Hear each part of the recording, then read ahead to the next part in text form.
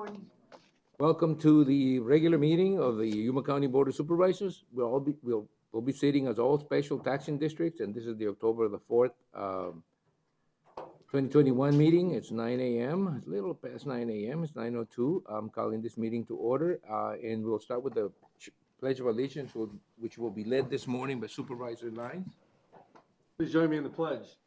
I pledge allegiance to the flag of the United States of America and to the republic for which it stands, one nation, under God, indivisible, with liberty and justice for all.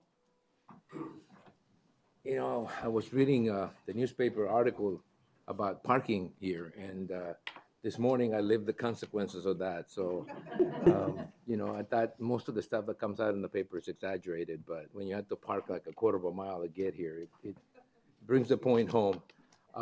Well, anyway, thank you everyone for being here. The next item in the agenda is call to the public. Call to the public is held for the public benefit to allow individuals to address issues within the board's jurisdiction. Board members may not discuss items that are not specifically identified on the agenda. Therefore, pursuant to Arizona revised statutes, action taken as a result of public comment will be limited to directing staff to study the matter, responding to criticism, or scheduling the matter for further discussion and a decision at a future date. Public comments may be made in person or submitted by email at publiccomment@yumacountyaz.gov. The email forms of public comment will be accepted until 8 a.m. this morning or the morning of the meeting. All public comments will be read aloud during the Yuma County Board of Supervisors meeting that starts at 9 a.m. I do have some public comment speaker forum forms, but they're all about a zoning case. I guess a zoning case, expedited zoning case number 2. So when that comes up, I'll start calling you individually. Is anybody here for an item that's not in the agenda that would like to address the board on it? Nope, everybody's here for something that's in the agenda or for an item that's in the agenda.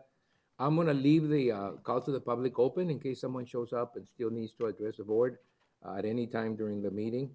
I think the next item in the agenda is the presentations.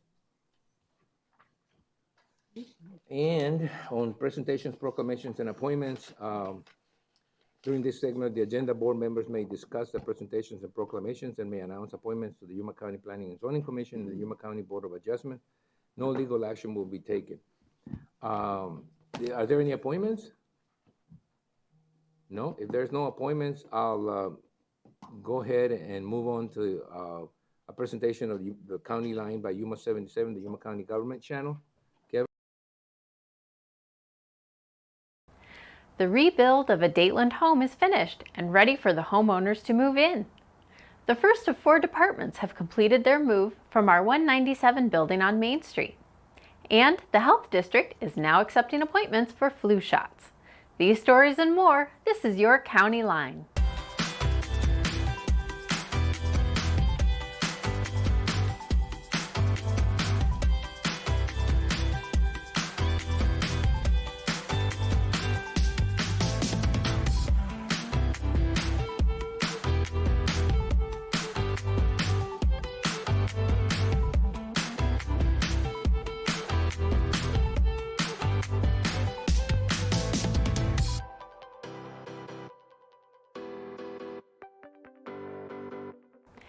Recently, we brought you the story of a Dateland home that was in need of a complete makeover. Back in May, local contractors broke ground on a Dateland home that was in need of major repairs. The 1984 dilapidated single-wide mobile home qualified for the Housing Rehabilitation Program. The home had safety and accessibility issues, which met program criteria. The first phase was the demolition and removal of the old home from the site. Over the course of a few months, the contractor was able to complete the 2-bedroom, 1-bath home. The safety and accessibility issues were addressed, and the home was fitted with energy-efficient windows and appliances. Recently, the Grants Division met with the inspectors for a final walkthrough. Our inspectors were out here doing their final walkthrough, making sure that all the electricity, plumbing, and everything was functioning well. Our walkthrough with the homeowner, making sure that everything is to their liking. The newly built house met all required safety guidelines, and the happy homeowners have moved in. For more information about the Housing Rehabilitation Program, visit our website, yumacountyaz.gov. The Yuma County Treasurer's Office have officially moved into their new temporary building and are offering a new and easier way to pay your taxes. For the time being, the Treasurer will be housed at 2550 South 4th Avenue, Suite A, which once served as the YMCA. You can now head over to their new facility to pay your taxes in person or take advantage of one of the many other payment methods. Payment options include online payments at yumacountyaz.gov/pay taxes, phone payments by calling 1-877-690-3729, by mail using the return envelope, or by using their newest payment method of scanning the QR code. On the coupon, there is a QR code, and you can hover your camera photo over it, and it will bring up your account ready to pay. Stay tuned, we'll keep you up to date on all other department moves as they happen. Flu season is just ahead, and we're asking everyone to consider getting the flu vaccine this season. The Yuma County Public Health Services District has already started taking delivery of flu vaccine. Health officials advise most people to get the shot each year. With COVID-19 and the Delta variant present in Yuma County, it's more important than ever.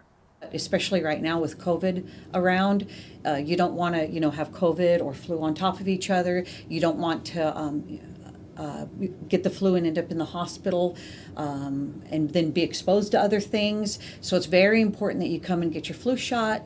We're offering it now, and make sure that you get it now and build that protection up so you don't get the flu this season. You can schedule an appointment Monday through Thursday between the hours of 8 a.m. and 11 a.m. and from 1 p.m. to 3:45 p.m. Please call 317-4559 to make an appointment. Planning now will ensure your protection. As a reminder, it typically takes about 2 weeks for you to build up antibodies after getting the flu shot. That's why it's important to get the shot early in the season. I'm Emilia Juarez, and this is your library update.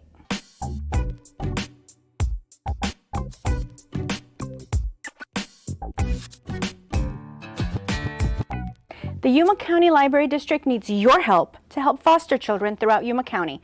We'll tell you how you can do just that next.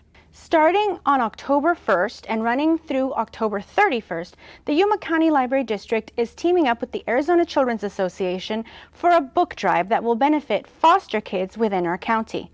They need books for any child ages 0 through 17, and you can drop those off at any of our libraries except for Dateland and Roll. There will be specially marked boxes. Now, these can be brand new books or they can be gently used books. All of them are welcome. For more information on this and all of our other great programs and activities, don't forget to log on to our website at yumalibrary.org. And don't forget to follow us across all of our social media platforms. We're on Instagram, Facebook, YouTube, Twitter, and Pinterest. Before we go, we have an important notice about the upcoming holiday and an event you might be interested in. Monday, October 11th is Columbus Day. And although many businesses will close to celebrate, we want to remind you that all Yuma County buildings will remain open to the public. Also, the Yuma Community Job and Education Fair will take place on Wednesday, October 6th from 10 a.m. to 2 p.m. at the 4 Point Sheraton Hotel. For more information, please visit events.ypic.com. We'd like to thank you for joining us for this County Line. If you'd like to watch past episodes, log on to yumacountyaz.gov/VOD. And remember, you can join us live on Facebook. We'd like to leave you now with a message from Yuma County employee Emilia O'Donnell, telling us why she loves working for Yuma County.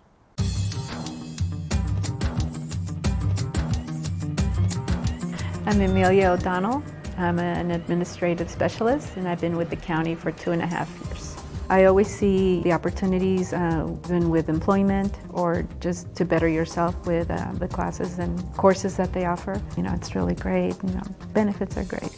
The people and the satisfaction of helping the community, giving them good customer service. Everyone's always there to help you, no matter what. If it's something a little tougher, they're always there. It does feel like your sisters and your brothers.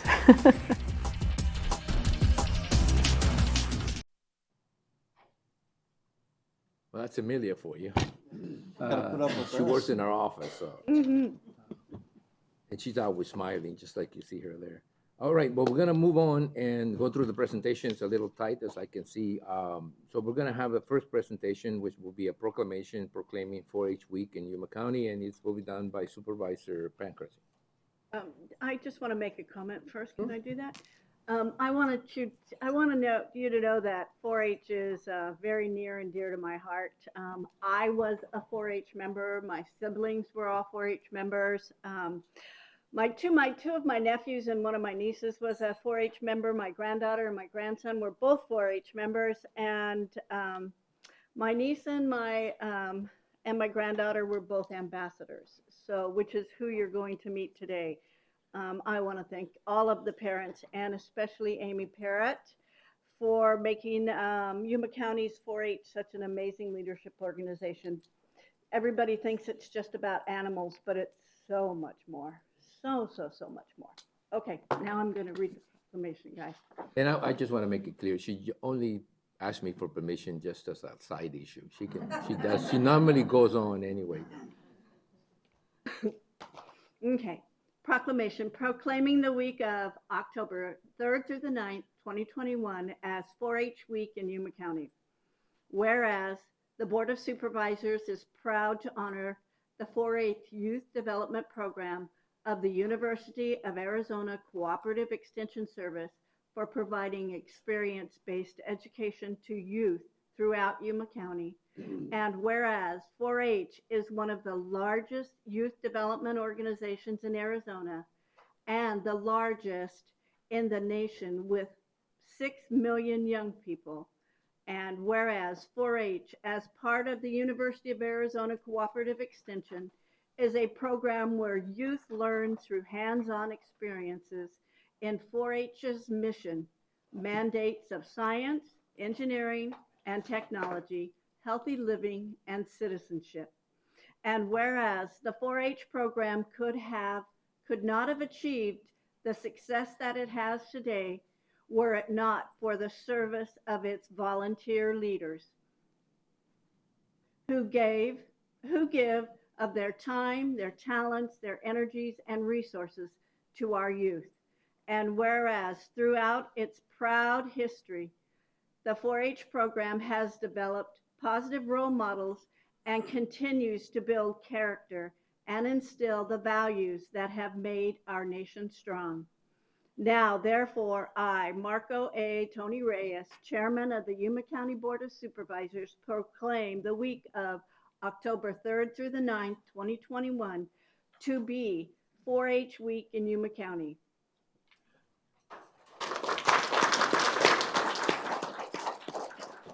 Is there a representative 4-H? Yes, there's several. Can you come forward? Yeah. Good morning.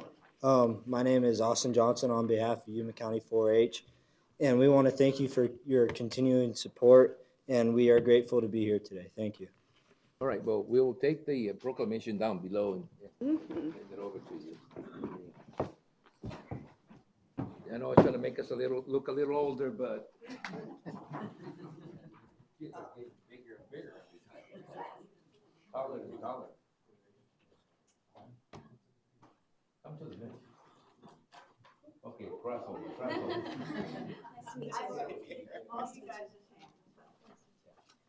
I think you're going to have to go down the middle somewhere.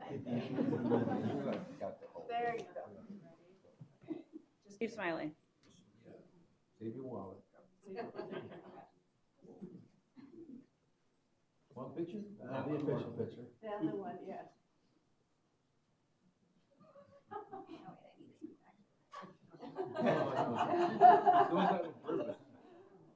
Just step on him. Well, thank you very, very much, you guys. And we appreciate you. Thank you, guys. Thank you. Thank you, guys. Thank you. Thank you. Thanks. Thank you. Always Are a you pleasure. related to Always a all the pleasure. Johnsons? Okay. Okay, go ahead. I normally go to the. Yes, okay. There you go. Oh, Thank you.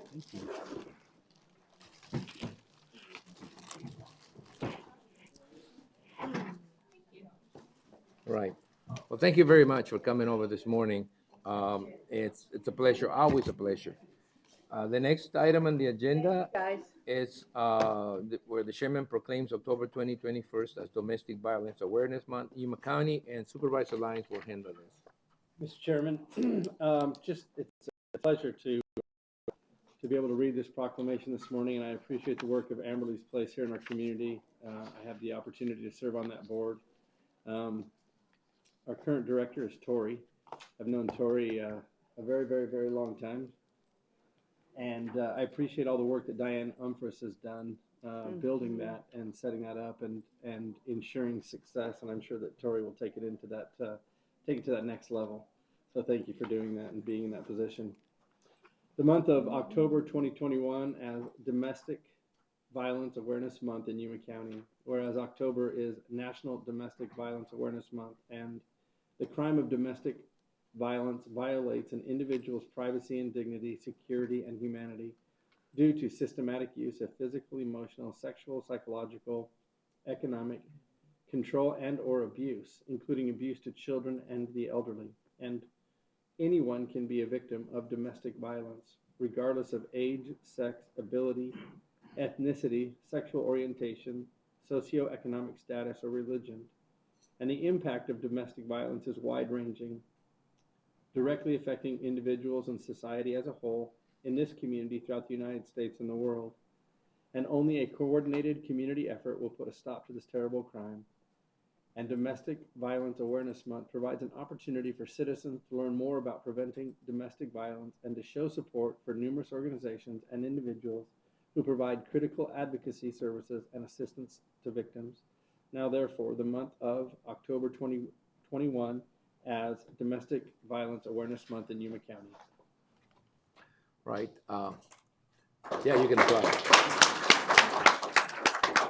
John, oh, is someone here from the coalition? There you are. Good morning. Morning. good morning. My name is Alicia Franco, and I represent the Yuma County Victims' Rights Committee, of which we have many of our committee members here. And Tori, who you mentioned, is going to be passing out a few goodies for you.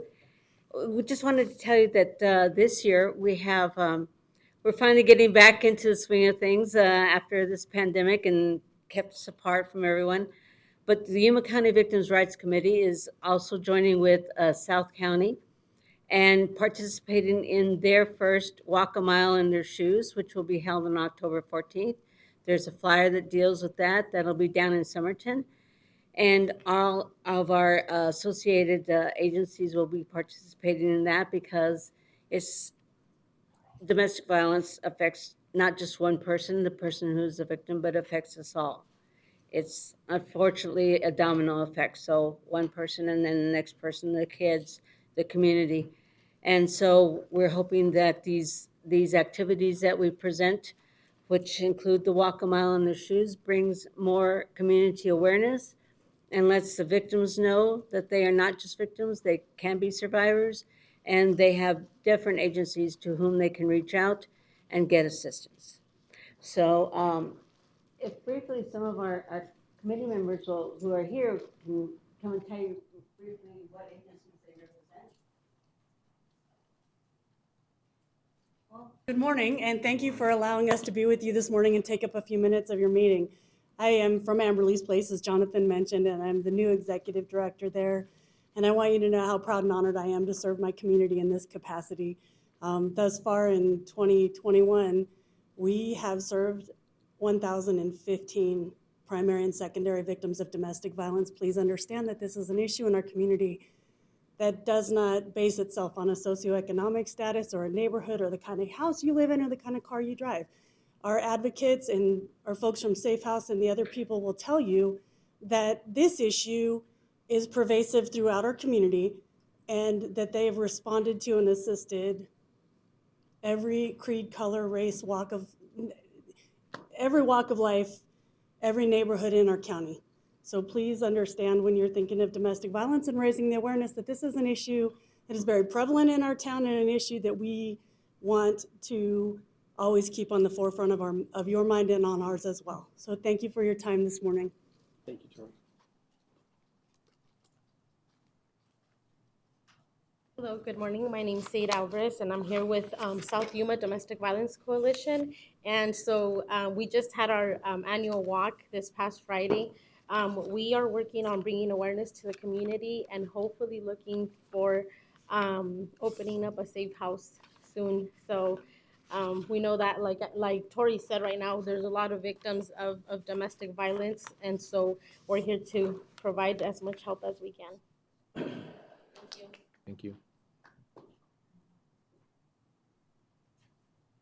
I don't have a speech prepared, but I am Lorena Garcia. I represent Marine Corps Air Station here in Yuma. All right. And we are part of the Yuma County Victims' Rights Committee.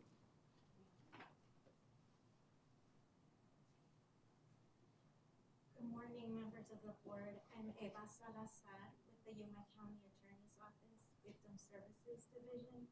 I look forward to inviting all of Yuma County, including Somerton, San Luis, to this event. Hope we see you all there. Thank you.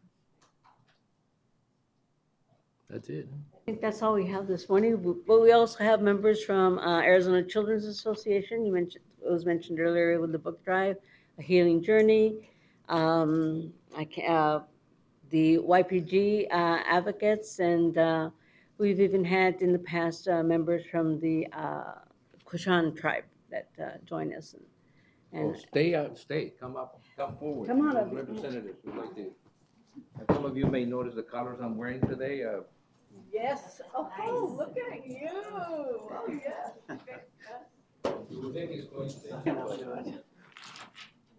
Tony came prepared.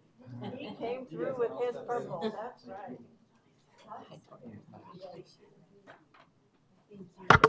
It's okay. Not supposed to, supervise support, it's okay. Yeah, he's trying to hug my wallet back there.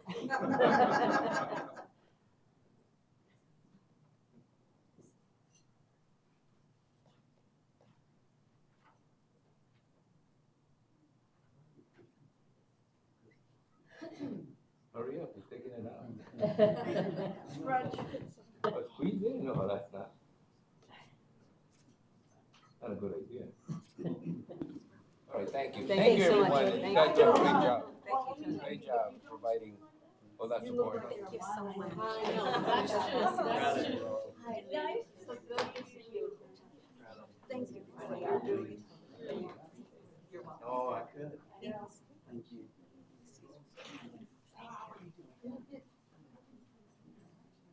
They know you too well. They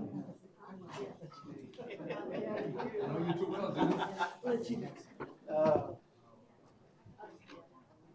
Yeah, I know. I was sitting there giving Tori a little bit of a hard time because I remember back in the late 80s, we used to stay at her parents' cabin, was the substation on holiday weekends, and she was always running around. We didn't corrupt her too bad. I'm not going to go any further than that. We all know what happens when you hang around people too long. But anyway, let's move on to the next proclamation, which is or something. I just want to reiterate the event that's taking place next week, Thursday. I know they talked about it, but it will be Thursday at Somerton Park at 5:30. Which one is Somerton Park? It's right by the library in Somerton. Mm-hmm. And there won't be any major speakers because we're just starting it back up. But you're not Supervisor invited. Porteous has agreed to read the proclamation. Well, at the there is a event. major speaker. All right. And we encourage everybody to show up. It'll be, hopefully the weather will hold out well.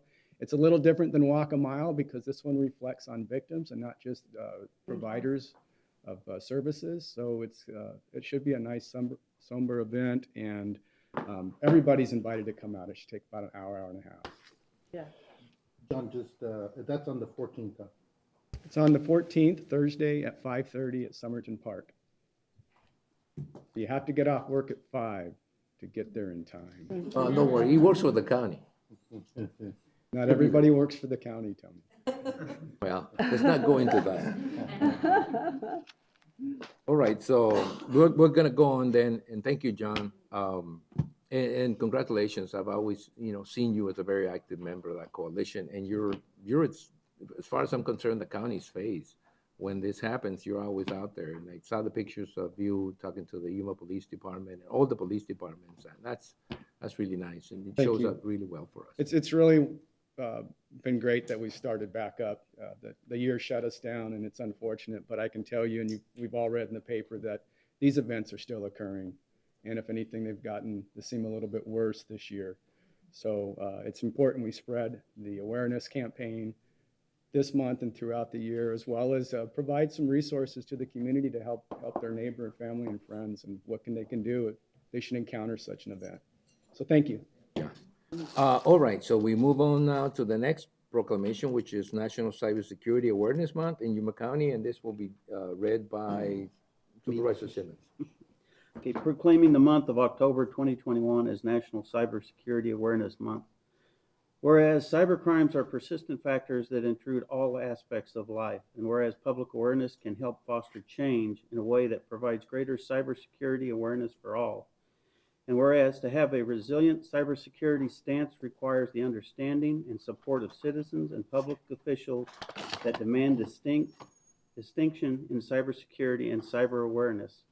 And whereas the observance of National Cybersecurity Awareness Month 2021 gives us the opportunity to publicly acknowledge the contribution and commitment of the Yuma County Information Technology Services IT Security Division, who have devoted their intensity and expertise to the continuous improvement of the County of Yuma, Arizona. And whereas we value the numerous notable contributions made by IT security professionals of Yuma County and all who assist in upholding and defending IT resources, and offer our deep appreciation for the uncompromising, I think they left one out. Uncompromising commitment to public service by these professionals. Now therefore, I, Marco A. Tony Reyes, Chairman of the Yuma County Board of Supervisors, hereby proclaim the month of October 2021 to be National Cybersecurity Awareness Month in Yuma County. Thank you, Mr. Simmons, and I am not going to remember that every time I drink a cup of coffee for a while. So who's here from the cyber? Oh, there's Cliff. Cliff's hiding back here. Cliff's hiding back there. Like most cybersecurity people, he does his job and doesn't, you know. We stay in the shadows. Well, that's not. I'll be like, you know, that's not exactly what I meant.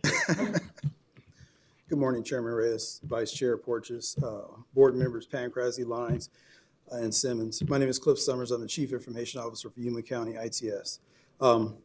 We come to you today due to the National Cybersecurity Awareness Month. It's something we've done for about the last 3 years. I'd like to introduce Jesus Cervantes, which is the IT Security Administrator, and Michael Padilla, IT Security Analyst. Both of these gentlemen behind me are the lifeblood of the security system. They take extra steps all the time. They do their due diligence on a regular basis to ensure that Yuma County, and then also to reach out to the different groups they belong to, actually participate in what's going on. It's a pleasure to have them as part of the team. And at this point, I will turn this over to Jesus. So you're responsible for all the password changes and everything. Yes. I think it feels like every third day you're changing the password. Thank you, that's But okay. That will be changing though. Good morning, Mr. Chairman and members of the board. Jesus Cervantes, IT Security Administrator.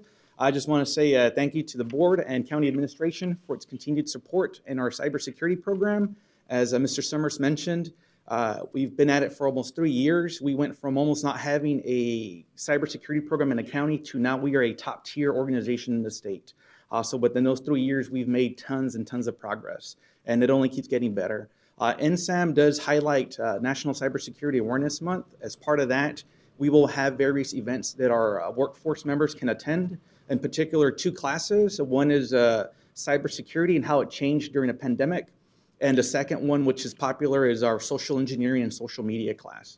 We go over what people overshare and how to protect yourself, not only here at work, but also at home. This year, we've also introduced recognition for our top 3 county departments, which this year are County Recorder's Office, the Library District, and Treasurer's Office. They are being recognized because their employees completed all their cybersecurity training within the 3-week span that it was assigned. They have a low phish-prone percentage, which means that their employees are not susceptible to being phished. And they reported the most phishing emails during last fiscal year. So we'll be recognizing those 3 departments within the next week or so.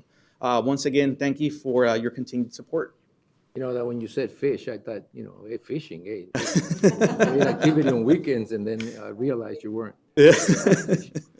So anyway, thank you very much. We've all been made aware. I think I have been made aware plenty of times that the weakest link in the chain is individuals, and that, you know, that's where it doesn't matter if you have 50 or if you have 1,500 people. You need to follow all those security procedures, cybersecurity procedures, and try the best we can. But yes, that is correct, Mr. Chairman. We are only as 51st and the 52nd or something like that. You know, the Board of Supervisors and Security. That is correct, Mr. Chairman. No, not the last statement. No, the first statement, where we are only as safe as our weakest link, and every year our employees do participate more and more, so it shows that the program is making a difference within Yuma County. Thank you for all the support. Is anybody else going to talk before? I know that's it. Okay, we'll give you the All right. proclamation, and you can put it in a prominent place somewhere where Cliff hangs out. Someplace in the dark, as he said, but I don't think so. Guys, nice meeting you. Good to see you. Cliff, get in the middle. Get in the middle, Cliff. There you go. Hold this up. Again, this is getting a little uncomfortable with Supervisor Porch as he keeps moving the boundaries. You don't have a wallet. Yeah, I have it on here. Mine's just dusty anyway. Thanks, guys. Thank you. Thank you guys for the support. Thank you. Thanks, sir. Yeah, it's one of those things that if you don't know much about it, somehow it's good. You got a great team, guys. Yeah, appreciate it. Thank you. Thank you. Thank you, Mike. Thank you. Last time getting up.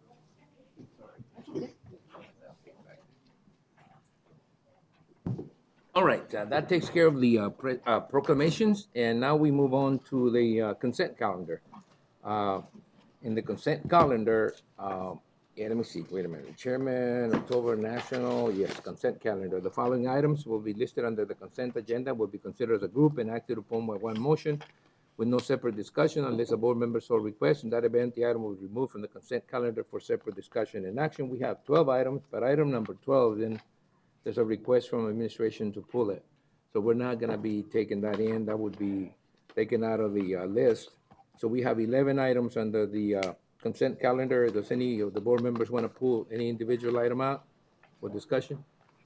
And if not, I'll entertain a motion to approve the items as presented. I'll make the motion to approve the items 1 through 11. I'll Right. second. There's been a motion and a second to approve the consent items as listed, 1 through 11. All those in favor of the motion signify by stating aye. Aye. Anybody opposed? The motion carries. We will move on to discussion and action items, and where we will open each of the following items separately for discussion and action as appropriate. The first one is the County Administration, Public Health Services, Emergency Management, and it's a discussion and possible action regarding COVID-19 updates and activities. And you know, I walked in with a mask, and I think in some ways, a lot of us just got used to putting it on when we stepped out and going into Circle K or something. So I brought it in, and I just like to, before you begin, I know that the county health director is here, Diana Gomez, and I just want to say, I get this dual feeling like we're almost out of it, but we're not totally out of it. We need to do a lot of stuff, and I think that we already had sort of removed the item from the list, and we didn't ask you to be here every morning to give us every board meeting to give us your report, but I think it's necessary. I think it's just public awareness. People need to know there's things going on, and it's important, especially those people who passed, that we at least acknowledge there's something going on and that people still need to be aware and react accordingly depending on their situation. So without further ado, Mrs. Gomez. Good morning, Chairman Reyes, members of the board, Diana Gomez, Director of Public Health. And yes, as you said, we've made some progress, but we're still, unfortunately, we're still dealing with cases. Last time I was here, we talked about the percentages of vaccination rates based on age group. So I just wanted to touch on that really briefly in the beginning of my report. So We have reached a 57% overall vaccination rate in our county, so we're continuing to make progress. Again, that is the entire population of our county. So the under 20, which again, we have everybody 12 and under that's not eligible, we have a 24% vaccination rate, and that's to be expected. Again, as far as vaccine updates go, the FDA is expected to meet later this month to discuss vaccination for 5 to 11-year-olds. So that's good news coming. So we expect to see that number go up. In our 20 to 34-year-old age bracket, we have 60% vaccination rate. 35 to 44, we have a much higher rate at 70%. 45 to 54, we're at 77%, so that age group is pretty well covered. 55 to 64 has the highest rate at almost 88%. And then 65 and over, we're at 73%. So yeah, in the older age brackets, we've done really, really good. As you know, Pfizer has approved booster shots for in certain instances for that age category as well. Our long-term care facilities will also participate in giving booster shots to their residents, so that'll be covered as well. For everybody else, we host clinics. Most of the pharmacies in town and a lot of our clinical providers are providing that. So again, I mentioned earlier that the FDA is going to meet and they're going to discuss vaccinations or the availability of approving vaccinations for 5 to 11-year-olds. Hold on a minute. Sorry, guys, there's a fly up here that won't leave me alone. He is the only member we have that can still catch flies on the fly. I can. So yeah, we expect that to hopefully be approved. So we might have a decision before the end of October, hopefully right before Halloween. But again, that'll be a smaller. We anticipate that that'll be in its appropriate vial, a much smaller dose than the one currently approved for 12 for the older age group. So again, we're looking forward to hearing that. The FDA will also meet to discuss booster shots for Moderna and considering the availability of approving those as well. Right now, we just have Pfizer, and we still have no word on the J&J, which continues to be a one-dose vaccination. What else do we have? So again, back to your conversation, we still continue to see cases. We saw an increase again as we move forward. Again, a reminder to people that if you're holding events, just be mindful. Outdoors is better than indoors. Crowds are an issue. And to your question about a mask, there's a place for that again. And then there's times where where you can go without a mask. But again, a reminder to people that the vaccine continues to be a highly effective, safe method to protect yourself. And a reminder to people that if you have questions or concerns regarding vaccines, to please discuss those with your healthcare provider and get the answers that you need. This includes boosters or any other information. And if you have some concerns, again, reach out to a trusted source, a medical provider, to get those answered. And so I will be happy to answer any questions. Just a comment before everybody, if anybody has to ask any questions, and more of a comment. As I've seen a lot of the activity levels increase, and I've seen some of your grants and some of your petitions for additional people to do this, the next question to me is, where are you going to put these people to work at? I mean, from what I knew, we had sometime earlier this year, we had discussed the possibility of doing some remodeling and or at least doing a new building. Where are you at in that? I mean, I see continually grants and subsidies that come, but I see new nurses or, people who are going to work with you, but I just don't see you, growing any more space. Right. So that, we've talked about the space needs for our facility for quite a while, and we've been struggling with that. And to your point, yes, we've gotten grants, we've expanded services, we've increased personnel. We used every available inch of space in our department. Any conference or meeting area that we have has been converted to office space. We've leased out. We have no storage space, so we've rented storage. For obviously we've been providing supplies for the community as far as PPE and testing supplies. But staffing, we have sometimes 3 people to an office, so we reached that max, huh? Well, it's just challenging. So staff, when somebody leaves, somebody comes over and says, "Can I use that space?" And it's like, no, we're going to get somebody else to replace that person. So as far as meeting space or just regular office space, we've been at capacity for quite a while. So Maybe that should be what we need to focus relatively soon. We do have some, I mean, and there is funding coming down from the federal government. I think that part of, I don't, well, let me just rephrase that. I didn't want to sound very, alarming, but I don't think we're done. I mean, even if we say this pandemic is on its way out, there's always the need to be ready for the next one, because that's the kind of life and that's the kind of situations we're going to be living with. So to me, the health department of 2 years ago or 3 years ago, it's a different health department than the one we have right now. We need to be a lot more reactive. We need to be a lot more proactive in some of the things we do. And I know that, for example, you've been trying to get a mobile van to do vaccinations, and this has taken, what, 12 months, 15, 16 months? And I know that there is a joint use agreement with the University of Arizona for that building that you specifically at, which I think we need to talk about it. We need to talk about expansion. We need to talk about whatever we need to do to make sure that you're able to handle the additional duties that have been placed upon your department. So, Susan, I think we need to start working on bringing that back up. As we well know, it takes years for us to put a project in line and then get it done. So, yeah, I think we talked about it earlier this year. I think for some reason we just stopped, and I know that we got focused on a lot of other things, and I think we need to refocus. The health department of today, as I've said before, it's not going to be the health department of yesterday, and we need to acknowledge that and move forward. You had some areas out there. You seem to have land available for more additional construction, but we don't seem to have a plan to whether it's going to be one way or another. But we need to start making some decisions relatively soon. So, okay. Yes, thank you. Any comments? Any questions? No. Tony, thank you. I don't, we whatever we read in the paper. The only unfortunate thing, I think the numbers are low, but the deaths are high compared to what we used to have before. I mean, it's really difficult for me to see that we have 25 cases and 2 deaths, or 52 cases and 3 deaths, and it's really, the relationship between the number of cases and people who are in the hospital. The people who are in the hospital are in a more difficult situation that they ever used to be. I'm looking forward to some sort of treatment that can be taken early enough to prevent a lot of this deaths, because it's really become not so much. We don't have like 300 cases a day, 500 cases a day. What we have is a relatively low number of cases, but compared to the people who passed, it's really difficult to see. Weeks where we haven't had weeks where there's been nobody passing for a while, and it's heartbreaking for the families, I suppose. Anyway, thank you.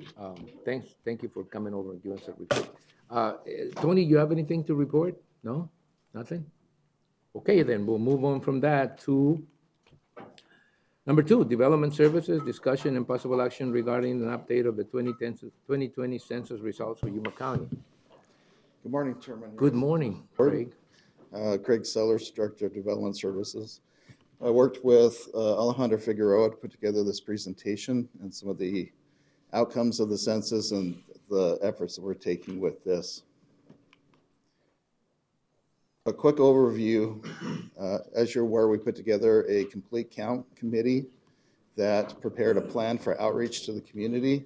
We did that back in August through October of 2018. And as with most good plans, you get the plan in place and then things change. And so right as we were going into our motivation phase in 2020, the census, 2 weeks in advance of the census, halted all of their field operations. And so that created a big break between the efforts that we were making to encourage people to be involved with the census and actually being able to participate in the census. The census restarted those efforts in August. And so quite a bit of time that lapsed and had a significant impact on Yuma County. Yuma County was not the only place that was struck by the efforts of the census. As you look at the light brown color on this map, that represents the counties in the United States that saw a drop in population. Wow. Half of Yeah, just over half of the population, or half the counties in the U.S. saw a population drop. The 86% of the U.S. population that lives in metropolitan areas, that represents a 1% increase in that population rate. With Illinois, Mississippi, and West Virginia losing population. And the most growth was seen first in the South and then in the West of the United States. From a state perspective, Arizona's population did go up almost 12% from 2010. However, Apache, Cochise, Gila, La Paz, and Navajo counties all lost population. Wow. And this would be consistent with what we're seeing in the US with the rural counties losing population. Growth was strongest in Queen Creek, Buckeye, Marana, and Goodyear. And the losses were greatest in Colorado City, Quartzsite, and by the balance of the counties, I mean the areas outside of what Census considers a populated area. So Cochise, Apache, Yuma, and La Paz counties. And so if you look at La Paz County lost, Quartzsite lost, the areas within Yuma County that are similar to those also lost people. From the county's perspective, the state of Arizona was estimating that we would hit approximately 235,000 people with this census. The results from the census showed Yuma County at approximately 204,000 people, or a difference of about 31,000 people. That's a significant number of people that between those two numbers. Our positive growth occurred in San Luis, Foothills, and East Mesa, and portions of City Yuma. And then we saw a declining population in the East County, Martinez Lake, Somerton, Welton, and the balance in Yuma County. The census also tracks race and ethnicity. And when you look at the demographic changes, we saw a 47,000 person drop in people that identify as white only, but we saw an increase in other race or ethnicity, 2 or more races, and Hispanic Latino. Personally, I believe that this is just a change in how people are identifying themselves, not that we're seeing actual changes in population. A quick list of the population changes according to the census in the different communities. Yuma County, we were looking at an estimated increase of 35 to 40,000 people, and we saw an actual of 8,000. And then you can see the differences throughout the different locations in the community. Martinez Lakes, for instance, you can see almost a 90% drop in population. The census is a statement of residency. And so they look at where does a person live the majority of the time. Moving the census timeframe from April to August, we have much fewer people in Yuma County than we do in April. And I want to add, it's not just about the winter residents. It's about the farm worker population that also goes to California in the summers. So we do have more than one source of loss when the counts are at different time of the years. So we've been working. Just before you leave, that Somerton number stands out very much because, I mean, it is impossible, literally impossible to have 800 building permits in the span of 10 years and lose 90 people. It is virtually impossible to do that. I mean, it just goes to show just how well, badly, to me, this situation got during the census count and the pandemic and everything that went with it. It's just unthinkable that we would lose people. Well, it's the same way. You look at the growth just at Coyote Wash off the interstate. I mean, you can see the housing explosion that occurred there. So how could it have dropped that many people? I agree. Just doesn't make sense. It happens a lot in rural areas, I think. A lot of people just don't trust someone that comes knocking on their door, and last year was no different than that. It was worse, actually. If you were afraid of the pandemic or something, you wouldn't open your door. Even if people visited you, we wouldn't open your door. And so I think the combination of factors that you mentioned earlier just had a more marked impact on rural areas than it did in every other place. So, I mean, it's incredible to me that half the counties in this country lost people. Okay, well, go ahead, Tori. Thank you for your comments. Some of the things we've been working with the municipalities and getting together to discuss things on the county-wide process. And some of the things that we're talking about, we went through and gathered all of the permit data. If you go off of the permit records of all the different agencies, there were 9,149 residential units that were increased from 2010 to 2020. The census identified approximately 4,200. So a difference of about 5,000 units. Why do I, again, something I read on the paper about the census may recognize the number of units, but won't change the population counts. How can that possibly be? How can you recognize the fact that you have 5,000 more units, but you can't change, or you won't be able to change your population counts? That's sort of like weird. I mean, it's like saying, well, we had units, but nobody moved in. In response to Mr. Chairman, members of the board, that was a comment made by the city of Yuma on the paper. Yes, we don't have. Oh, you don't have confirmation of that? Yeah. As we were saying, the rural population decline. We're also seeing our youth population is dropped significantly. And that results in fewer people per household. And then winter visitors, military, and our migrant workforce all have impacted this. And the things we're going to have to be looking at is this actual, or is this just a difference in the way that the census looked at things or didn't put the effort in that needed to be put into it? Yeah, personally, I think it's all of those, all of the above. I think that we had a combination. It's like a perfect storm of problems that besieged counties like Yuma's and most of the rural counties where you had a combination of factors, but most of them in some way, I think, contributed to the low counts.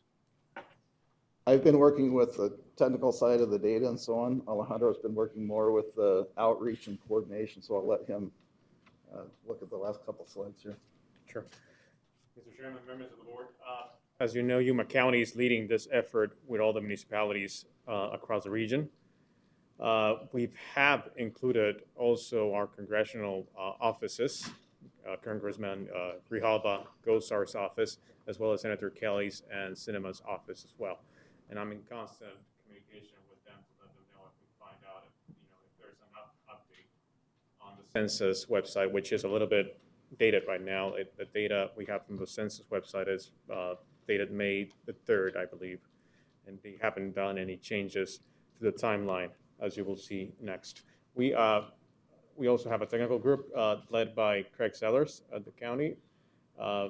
And we, as it says on the slide, meeting and email group has been established, and municipalities are briefing their councils as right now. So we're looking forward to continue to work with the different cities and the town. As of right now, we are not going to pursue a statewide effort. From conversations of the CSA, we're going to go county per county at this point and try to build a real case to bring up to. Well, it's a shame. It's a shame that the larger counties who got the larger base populations, who probably have the more impact on some of this stuff, is not willing to join in an effort statewide. I mean, even if it's county by county, I think at some particular point, we end up with the two larger counties, Maricopa and Pima County, just sort of taking this, oh, well, we grew enough, and that's, we don't see the results of a bigger effort. It's disappointing. Mr. Chairman, I'm currently in talks with La Paz County and Pinal County to see if, we can. They want to join some, yeah. So the timeline, as I said, is a little bit outdated. It's not really clear right now as far as a specific date for a public comment period. It's going to be a 30-day period where we can submit our comments and to the U.S. Census Bureau. The actual challenge submittal, which is a recount ask from the county, would be anytime between January 2022 and June 30th of 2023. So we still have some time to collect the data, go over it, and build a real good case for that. Is it called a challenge or is it called an appeal? It is called a challenge. Challenge? So we're challenging the numbers. Yes, sir. There's also the option to do a mid-decade census on 2025, but that would be, a cost to the county and the municipalities. And I'll tell you, a city like Somerton, who has now a population that's well beyond what it came out of Welton, who's a small city who's losing 500 people, or more than 500 people every year for 10 years, seems to be too far of a bridge to cross. I think that essentially, if we can't get the challenge to work, which, I'm sure there's going to be thousands of challenges. It may take the census all year next year, probably moving into subsequent years, to just really respond to some of the challenges. So, and even if you can win the challenge, even if you can win it, I don't think you can win it to the level that it's actually what is actually happening, especially in cities like Somerton and San Luis and Welton, where the growth is in the 10s, 15s a year. Even the city of Yuma would probably face that situation itself. I personally don't think that, let me just say, even if our challenge succeeded, it's going to take the census some time to accept it and adjust it. I think we should all be getting ready early enough for a mid-decade census, because even if we ask the state to follow 20 states' estimates for revenue sharing, they may or may not do that. But the federal government, it runs on census counts. It runs on census counts. It runs on census, what do you call them, districts or, census tracts. And I can tell you right now in San Luis, who's got 2 census tracts, the growth on one of the census tracts is so large that it's probably bigger now than Welton. So I don't think that as a county, and I would say that to municipalities, if asked today, I think we should all be getting ready for a mid-decade census, regardless of what the challenge may be. We should be preparing ourselves, because we can't, you have to remember, these numbers come out if we do if the next census is 2030, and it would be 2031, 2032 before you could do anything about the numbers that have been given to you for 2020. Waiting 12 years, it's not an option, I don't think, for cities like Somerton, Welton, or San Luis. Even for the county, if we separate some of the numbers, we also might have lost people instead of gain people in the county. And we have a bunch of building permits out in the county. So it's not something I think we can live for 12 years, personally. Mr. Chairman, and just to clarify, as an added point, this would not change, even if we win the challenge, this would not change that this congressional districts. Redistricting is over for us. This is it. So what we'd like to ask is for your confirmation that Yuma County should keep leading this effort within all the municipalities and the congressional offices. I would make that motion. Yes, I have no problem with that. If you want to make that motion, somebody second it on this side. Yes, there's been a motion, a second, to ask staff to continue leading the charge and putting everything together. And again, not just a localized effort, not just a countywide effort, but a multiple county effort. And we should still look at a statewide challenge for the whole thing. But that's really way out of our control. So as long as you all have the sense that we are supportive of any effort by the county to either lead or manage the appeal or challenge process, and start organizing for a mid-decade census and start figuring out cost in process. Okay, so there's been a motion and a second. Any more discussion on this item? Just a comment before we proceed. I just want to mention that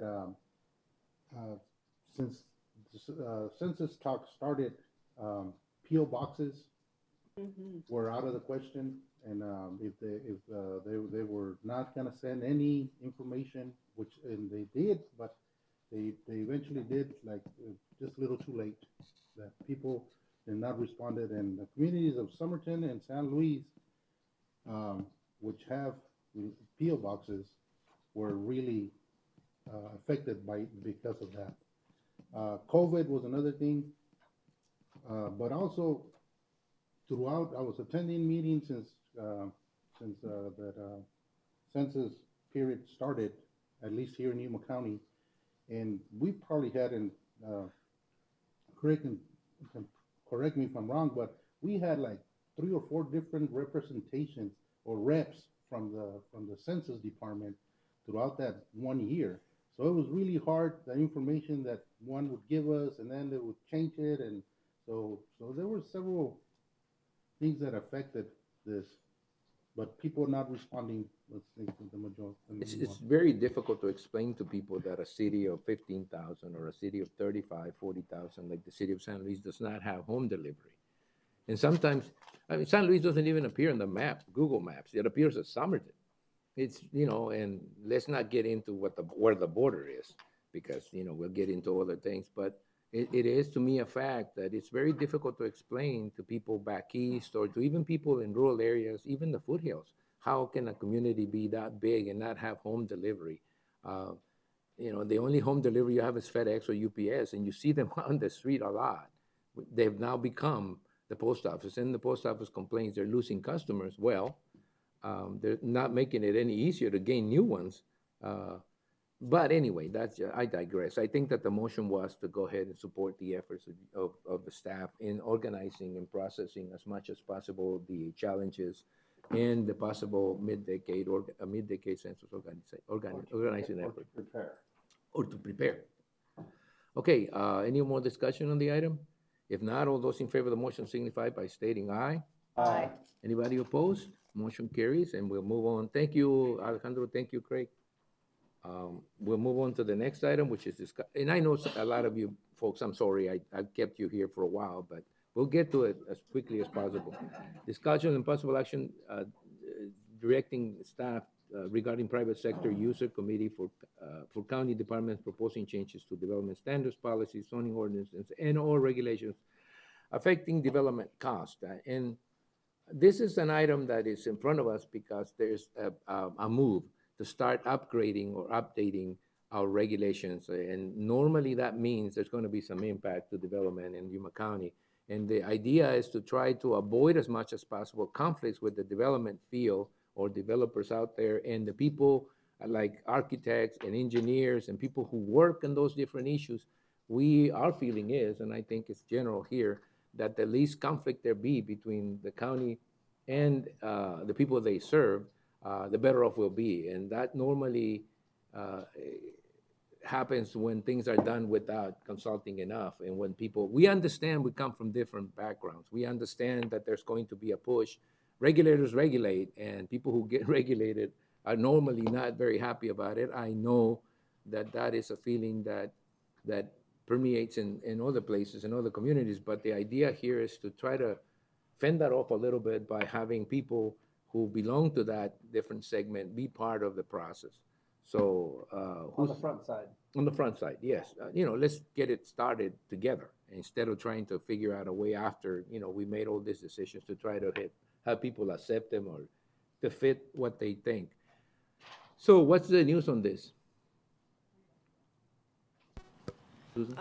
Chairman Reyes, members of the board, we do have representatives from the engineering department that are here, as well as Department of Development Services, to listen to what you have to say and to provide any kind of feedback about how the process would work and how it can be incorporated in what we're doing now. The reason this was brought up is for the public works standards that was brought up at the last meeting by the engineering department. So they could speak to how they could incorporate that kind of private sector contractor developer input into the process going forward. So I don't know if Dave Wastenberg is representing engineering, and he can speak to that right now, as well as Jason Giard with engineering. Okay.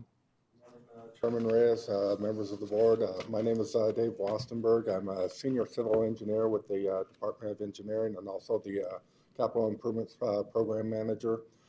So as part of my job is to make sure that we have consistent standards and specs to ensure that all of the projects that the county delivers, that we're addressing all the standards and current standards and specs, and also making sure that we're current up to code with all the different AASHTO regulations, MUTCD requirements, which are state law. So there's a lot of these changes that are being incorporated that we as a county, we don't have a choice but to incorporate them because they're health, safety, welfare items that are being updated, such as the guardrail height standards for match requirements, as well as the signing and striping requirements of the MUTCD, which are, once the state adopts that, that becomes state law, so we all have to follow those. So there's several things, and so with the capital improvement projects, we're looking at all of those. We have Core Engineering here with us today too, that's done our project for the North Frontage Road widening. And we have been preparing that with the understanding that we would have be going out to advertisement with the new standards and specs in place. So we have been working with this and working with the consultants, and that's why we wanted to get it out to the consultants, the contractors, the developers to comment on it. But it has been something that we've been are incorporating into all of our projects, and it's so we're getting pretty lengthy project specials because of the fact that we're incorporating all these standards that we've had since the last time we adopted the standards, which was 88 and 98. And so this will help us to make sure that it's consistently enforced and that everybody's held to the same standards. So that's part of the reason why we want to make sure that these are updated, and at the same time we want to make, get the feedback on any of the changes that may have a higher cost or impact to contractors or developers on the private side. But at the same time, we want to make sure that we're not incurring a cost to Public Works for or to our capital improvement program for having to turn around and fix something later and do some retrofits to make sure that we're into the safety and standards. Well, let me just, before we move on with the discussion, there are some things that we can, and there are some things we can't change. Correct. You know, if it's state law, if it's federal law, if it has to be incorporated because it follows the statute. We're a beast driven by statute. I mean, the county is.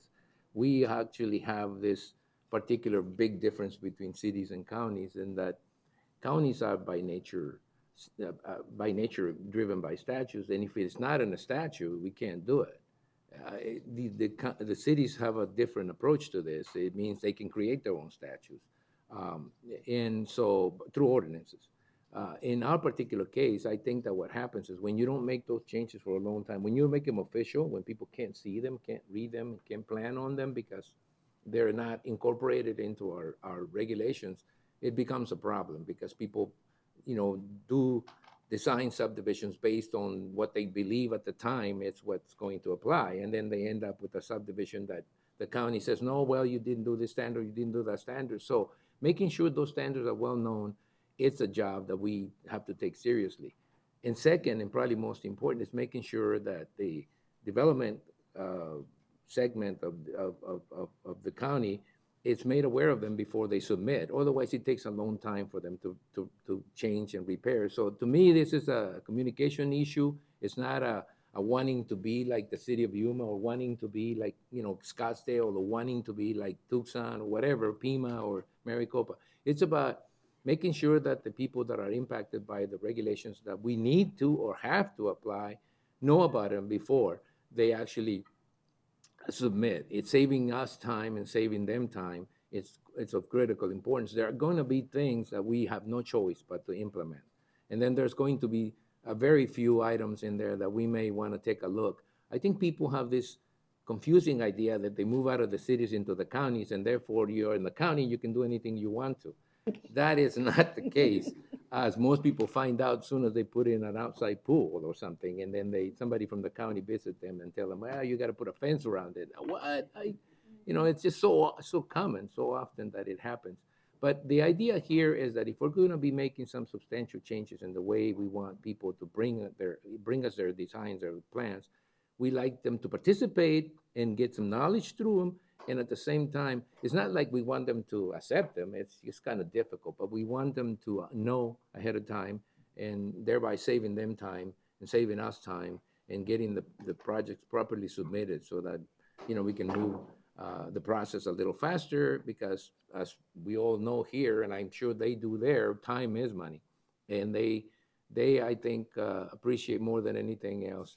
Well, I don't know about that. I shouldn't say that. Maybe they don't appreciate more than anything else to find out what they have to meet. But it's a little. I think it's a little easier discussion to be had when you say, well, they're in the plan. They're in the specs, and you need to take a look at those specs. We have that issue countywide. We have that issue statewide. So thank you very much, Dave. Is there anything else you want to add to this? And the idea again is to try to promote participation by the sectors that are going to be impacted. That is technically, I think what we're trying to do is just make sure that everybody that's impacted has a chance to comment before, we get to the process. Yeah, it's part of the process. Yeah, Mr. Chairman, members of the board, I'm Jason Jard with Yuma County Engineering. And I think we're at the point right now with public work standards that we need to go out to the public, all of the members that use the public work standards, especially the engineers, the architects, all of the cities that are involved, City of Welton, Somerton, San Luis, City of Yuma, and get their comments on it. We've put together what we're currently using compared to what is out there from 1993 and 1998. And so we're at that point where we're out to get comments on it and collect and let them know what we've developed and where we're headed, and get their comments, and then proceed on with this. Okay. Mr. Chairman, we had Sure. this discussion last time, and it wasn't so much that they have the comments. I was contacted by a couple of engineers after that meeting, and it's that they don't have the opportunity up front to be a part of that process as far as adopting new standards, and that they should have that input in the beginning so that they can reach out and talk to us if they have any concerns as far as overreach or mandating too much at one time. So that was the purpose of the conversations after our last meeting. And to keep things within control, just because construction costs are elevated right now, and we don't want to continue to price ourselves out of the market just by mandating new standards if we don't have to by statute. So that's where we were going with that discussion last time. So was it your idea, Mr. Lyons, that Supervisor Lyons, that we wanted to create some sort of a committee to review it Yes. together? Yes. Combined? So that we don't have to, Mr. Chairman, receive the comments after and adopt them as a board when the professionals in the community haven't had the opportunity to be a part of that process. For example, some of the timelines that were stipulated last time we're going to hit during Thanksgiving and Christmas, and didn't seem like that would be appropriate. Well, I've been here a long time, and I know that most of these issues take some time. But in the following the idea of some brevity to this process, where we want to get some decisions made relatively soon, otherwise, it gets a lot more difficult in the future. Probably the first thing I'd like to see to myself is some sort of, and we saw the timeline. The timeline is tight. So I'm not sure yet how you manage the public comment and including in it, if it's public comment or is it just the impacted, basically engineers, architects, and so forth. How does the department want to handle that? Do they want to handle that as a comment period, or do you want to handle that as a planning period, as part of a planning period? I'm not absolutely sure what the best process will be, but I know that, once government gets involved, it will take its time. And so maybe the timelines that you've given us are a little ambitious if you're going to start including some of these comments and some changes made before before it gets to us. What we like to see, and I'll get to you, Supervisor Pancrase, what we like to see is not total, how would I say, agreement and all these things. But we like to see is, instead of getting all the calls from the engineers telling us this is not good, this is, we like them to be able to make them to you, to staff, and have staff review them before, so that we get to a point where it may not be in agreement, because I don't think we're ever going to be in total agreement. I mean, we have different objectives, but I like at least avoid having this changes be the source of soreness, contention, and as much as possible. I mean, I know some of the engineers themselves personally, and I know they're difficult people to deal with sometimes, but it better be upfront, and it's a lot better. I think it helps the community that we work with in terms of the general population, and it helps the community you guys work with, which is mostly people who have to follow those guidelines. So anyway, Supervisor Pancrase? We're only adopting those things that have been brought up either federal or state statutes that are requiring us to bring them up. No? No, there was more beyond that. Okay. Of course. I mean, it's Commissioner Pancrase. So what we have is, over time, things change. So we have specifications that for traffic control, we have new things, and everything changes. And so as we put together a project, and we put together the plans, the specifications, the estimate, so we have old standards. So we've taken new standards for like asphalt and plant mix and guardrail, and we put those into those special provisions. So when the contractors bid it, they have what the most current thing is. And so over many years, and especially the last 2 or 3, 4 years, we have all these new special provisions that the contractors have bidding, the consultants have putting together the plans and specs for us. They're using those new special provisions that we have. So a lot of the people that are using them have actually seen many of them. For example, our traffic control special provision, we've had it for about 2 years now, and we've used it on every project in the last 2 years. So many of these things aren't actually brand new changes. We also have the other things like Dave was talking about. MUTCD is changing. We've got new guardrail standards for different height. Those are the federal and state requirements. Okay, let's just, we're not going to rehash everything we did last time. We just want to make sure that the private sector is in those talks, in those negotiations early. So the only actual purpose for having this item in the agenda is to direct staff to start including in the process, the review process, people from the development side, and making sure that before it comes to us, at least it's been talked about, and it's been, not negotiated. Wouldn't call it negotiated. Mr. Chairman, I thought last meeting we gave direction to redline and then send that out. I mean, the time, we control the time. We're gonna say when. If it's state statute, that automatically applies. But if anything that it goes through the county, I think we're the ones that are gonna decide on the time. But it was to redline and send it out, and then that's when the committee sees it. I think we're just going over and over. Well, it's a committee, mate. I think it's a committee, mate. Just to form a committee. Well, if it is, that's the process there. I don't think we have. So what we actually did, the original standards were Maricopa Association of Government that we were using. So what we did, we took the new 2021 Maricopa Association of Governments, their new specs, and we actually redlined those and put all of the stuff that we're doing in Yuma County into those. So we made changes. So we have a redline document of what Maricopa County has and what we changed to those. We also are working on trying to take our old standards and redline those. That's not real easy because we didn't start with those. Yeah. So it's a very large document. And because most of the standards that we have, they've been deleted and have been our new revised standards. So we have that pretty well done. So we can get that to you still.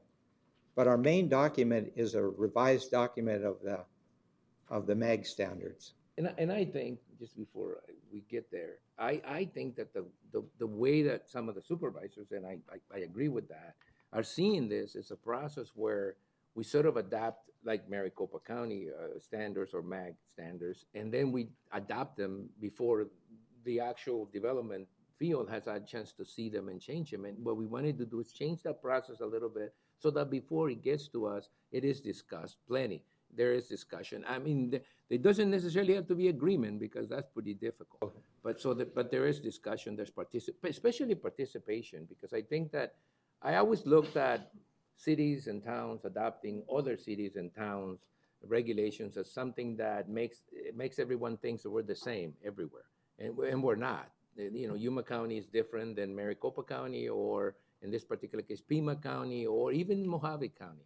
We're a different county. We deal with different issues. Although some of them may be similar, a lot of them are different. And what we want to change is this mentality that we accept or adopt regulations without having at least a process where the ones that are going to be impacted have a chance to comment, even if we have to move it back a little bit, even if we have to change the deadlines. We just want participation. We want buy-in. I guess that's the right word. Yes. We want a little more. We want more buy-in from the development side, from the engineering side, from the architectural side into them before they actually become regulations that are in the books. It helps to have them on the books. There's no denying that. It helps for them to know what we expect. Most of them already know. Most of them already do it if they want to get it approved by the county. This is just simply codifying and making sure that that is in the books. So there's no discussion about, oh, it applies someplace else, so we're using it here. Now, Supervisor, I'll get to you, Dave, in a minute. Supervisor Pancrasi, you go first. What we're trying to do is make sure that it's been vetted by the people who are going to utilize it. Well, vetted is a big word. I think no. Vet Yeah, it but and understand it. don't and- get to bet that.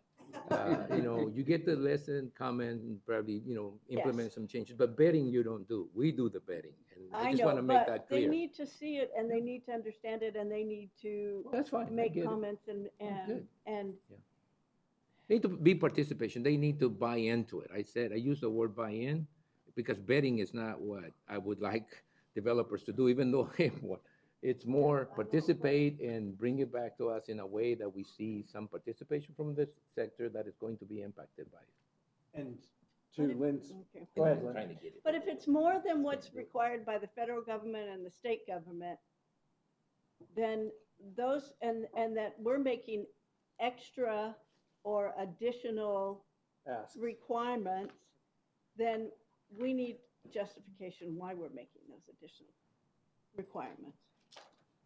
Part of that process, to Lynn's point, last time when we were discussing it, we're very accustomed to seeing a document with proposed changes handed to us with the red lines. Yes, so that we it's are. extremely That's what it is. clear what the proposed changes are going to be prior to them getting to us. Yes. So that it's extremely transparent to the development community here in Yuma, Arizona, that this is what the county is going to require, that we're not exceeding state and federal, and that it's clear. That's our purpose of that, just because I've had complaints. Oh, Okay. hello. So this was done so that we make the process more accessible to a certain segment especially the segment that's most impacted, engineers, architects, and those people. And that's it. That is the message. If you guys can buy into that, it make our decision easier, because then we can always say, well, look, you know, you had the opportunity to make comments or suggest changes, and when it gets to us for vetting, and then we get to it for decision, then we would have participation on it. And that was it. Even if it means moving the dates a little further back, it would be okay with us, because we don't get to do it very often. And when we, okay? Chairman Reyes, just in closing, I just want to say thank you for the comments. I appreciate that. I think might have been some misunderstanding. We were trying to bring that out to solicit the comments from the public. Okay. So we were just starting that public process. We had gone through, done our changes to our proposed changes, and Jason has been working hard on preparing those red line scope changes so that we can bring it hopefully Thank you. with the track changes before you on November 1st. But this whole thing is to be able to go forward and solicit those comments from the developers, the contractors, before we bring it back to the board for final adoption. And the timeline was an optimistic timeline. but it is a flexible timeline. So it's something that we are just hoping to be able to get done. That we have been working on this for probably a good couple of years right now. So there's been a lot of effort. So. Okay. Did we have any of the development community involved in that process prior to you bringing it to us? Well, like I said, we do have Kevin Burge from CORE. He's been involved in it. We've also been working with some of the other agencies on other projects. From the private sector, specifically. Is he the only one? I think, did you have Jim Davey? Yeah, we've have Jim Davey and others involved too. Okay. I know Jim Davis. Mr. Chairman, part of this process was that we formalized the opportunity for the private sector to be part of this discussion. And maybe we need to look at that and bring it back next month for All right. consideration. Well, let's see how it works. Let's see if you can, get voluntary participation, and we don't have to form new committees and expend the time for, another 6 months. The idea is get buy-in from the private, from the private sector, because at the end of the day, when we vet those and we approve those, they're going to apply to everyone. And it's just a matter of letting them know what's coming. Some of it is not going to be necessarily seen as good. It would be some of it's probably going to be seen as overreach, because anything you put in a new requirement that is going to cost money, the private sector gets a little, ticked off. But I mean, it's part of that progress and that growth that is experienced by almost every entity that I'm aware of. Things change, as somebody so wisely said, and we're just adapting to that change. But at the same time, we want to bring in the private sector is going to be impacted through it. Okay, so we're trying to formalize that in a way of giving you directions, and hopefully this will help. Excellent. Thank you. Thank you. I don't think we need to have a motion. I think this is just giving staff directions. And if we need to formalize a committee or something, it can come in afterwards, after we have sort of seen how the process works. Okay. Thank you very much, Jason. And thank you, Dave. All right, we got to move on. We got a lot of people waiting. We made them wait for an hour and a half, and I know they're looking at case number 2019, the second one. We're going to try to move to the expedited ones quickly so that we get to your case right away, or at least as fast as possible. We do have the next item in the agenda, which is the expedite. I think it's expedited, but we're now moving into the planning and zoning agenda, and this is where full legal descriptions of property sites for all rezoning cases are available for public review at the Yuma County Board of Supervisors. The expedited rezonings are items that will be open as a group for public hearing and acted upon by one motion to adopt the recommendation of the Planning and Zoning Commission, except for any item that is removed by the board member for separate consideration. The item will be discussed and acted upon separately. Following action on the expedited items, we have both expedited rezonings. There's I think two of them. It's rezoning case number 2105, which is a public hearing special use permit by Michael Schwissing, requesting a special use permit per section 601.03X of the Yuma County zoning ordinance to allow an accessory dwelling unit on a parcel that's 10 acres in size, zone rural area, 10-acre minimum assessors parcel. And at the same time, we do have another one called public hearing, rezoning case number 2117, Douglas Nichols from Core Engineering Group, agent for Lee C. Ott and Candace M. Ott Living Trust, requests the rezoning of a parcel totaling 11.82 gross acres in size from rural area 10-acre minimum to rural acre 5-acre minimum, located in the vicinity of the northwest corner of County 16th and Avenue 4E in Yuma, Arizona. And they're basically expedited because they have both the approval of the Planning and Zoning Commission and staff recommending approval. We can, I think, go through them on an expedited process if the board members so decide. Is that okay? So what I will entertain then is a motion and a second. I don't know if do we have to open up to the public hearing? Because I think we need to do that. I've already mentioned the cases, so we're gonna take them on expedited, both of them at the same time. I'll make a motion that we do it on expedited. All right, well, okay, they're already on expedited. It's just making a motion to go ahead, have the presentations, and then move on, taking action on them on an expedited matter. Yes, I'll make that Go motion. ahead. Oh, well, they're already on an expedited track. So we don't need a motion to get them on an expedited track. They're on an expedited track. What we need to do is listen to the presentation quickly, make a decision on both of them, and then get to the next ones, which are the full presentation ones. Yeah, Mr. Chairman, that is correct. If the board wishes to. Okay, do you want to I mean, I've already mentioned them. I've already mentioned what the case are. I'm gonna open it up to the public, or do you want to, there's no need for a full presentation, so. That is correct, Mr. Chairman. Okay. So I'm gonna open it up to the public just to conduct a public hearing, just in case there's someone here that wants to say something about them. Is there anyone here that want to say something about those two expedited items? If not, you do? Sorry, yes, I'll be very. Okay. Chairman Reyes, members of the board, I'm Mary Ellen Finch. Oh, let me take this off. I can do that while I'm speaking. I'm Mary Ellen Finch, the Community Liaison Officer at MCAS Yuma. Yes, sir. So I just wanted to quickly state, both of these cases are located within the BMGR buffer zone. And no, we're fine. And as you know, the purpose of the BMGR buffer zone is to encourage compatible development, not restrict military training. Both of these fall within that buffer zone, and both of these requests fall within the requirements, which in this area is 1 horn per 2 acres. So the first one, we issued what's called a military determination of compatibility.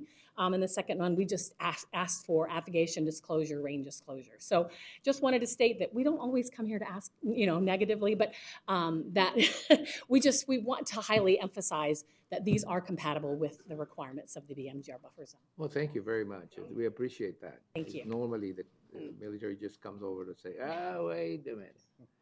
Okay, so having heard that, it's a public comment. Is there anybody else that wants to make any other public comment about this? If not, I'll move it back to the board for their consideration. I'll close public hearing, move it back to the board for their consideration, and I'll entertain a motion to approve them expedited. I'll make that motion. I'll second. Oh, somebody else second. There was a motion and a dual second. Pick the one that sounded first. The one made the decision. So there's been a motion, a second, to approve items 1 and 2, which is special permit case number 2105 and public hearing rezoning case number 2117. Any discussion on the motion? If not, all those in favor of the motion signify by stating aye. Aye. Anybody opposed?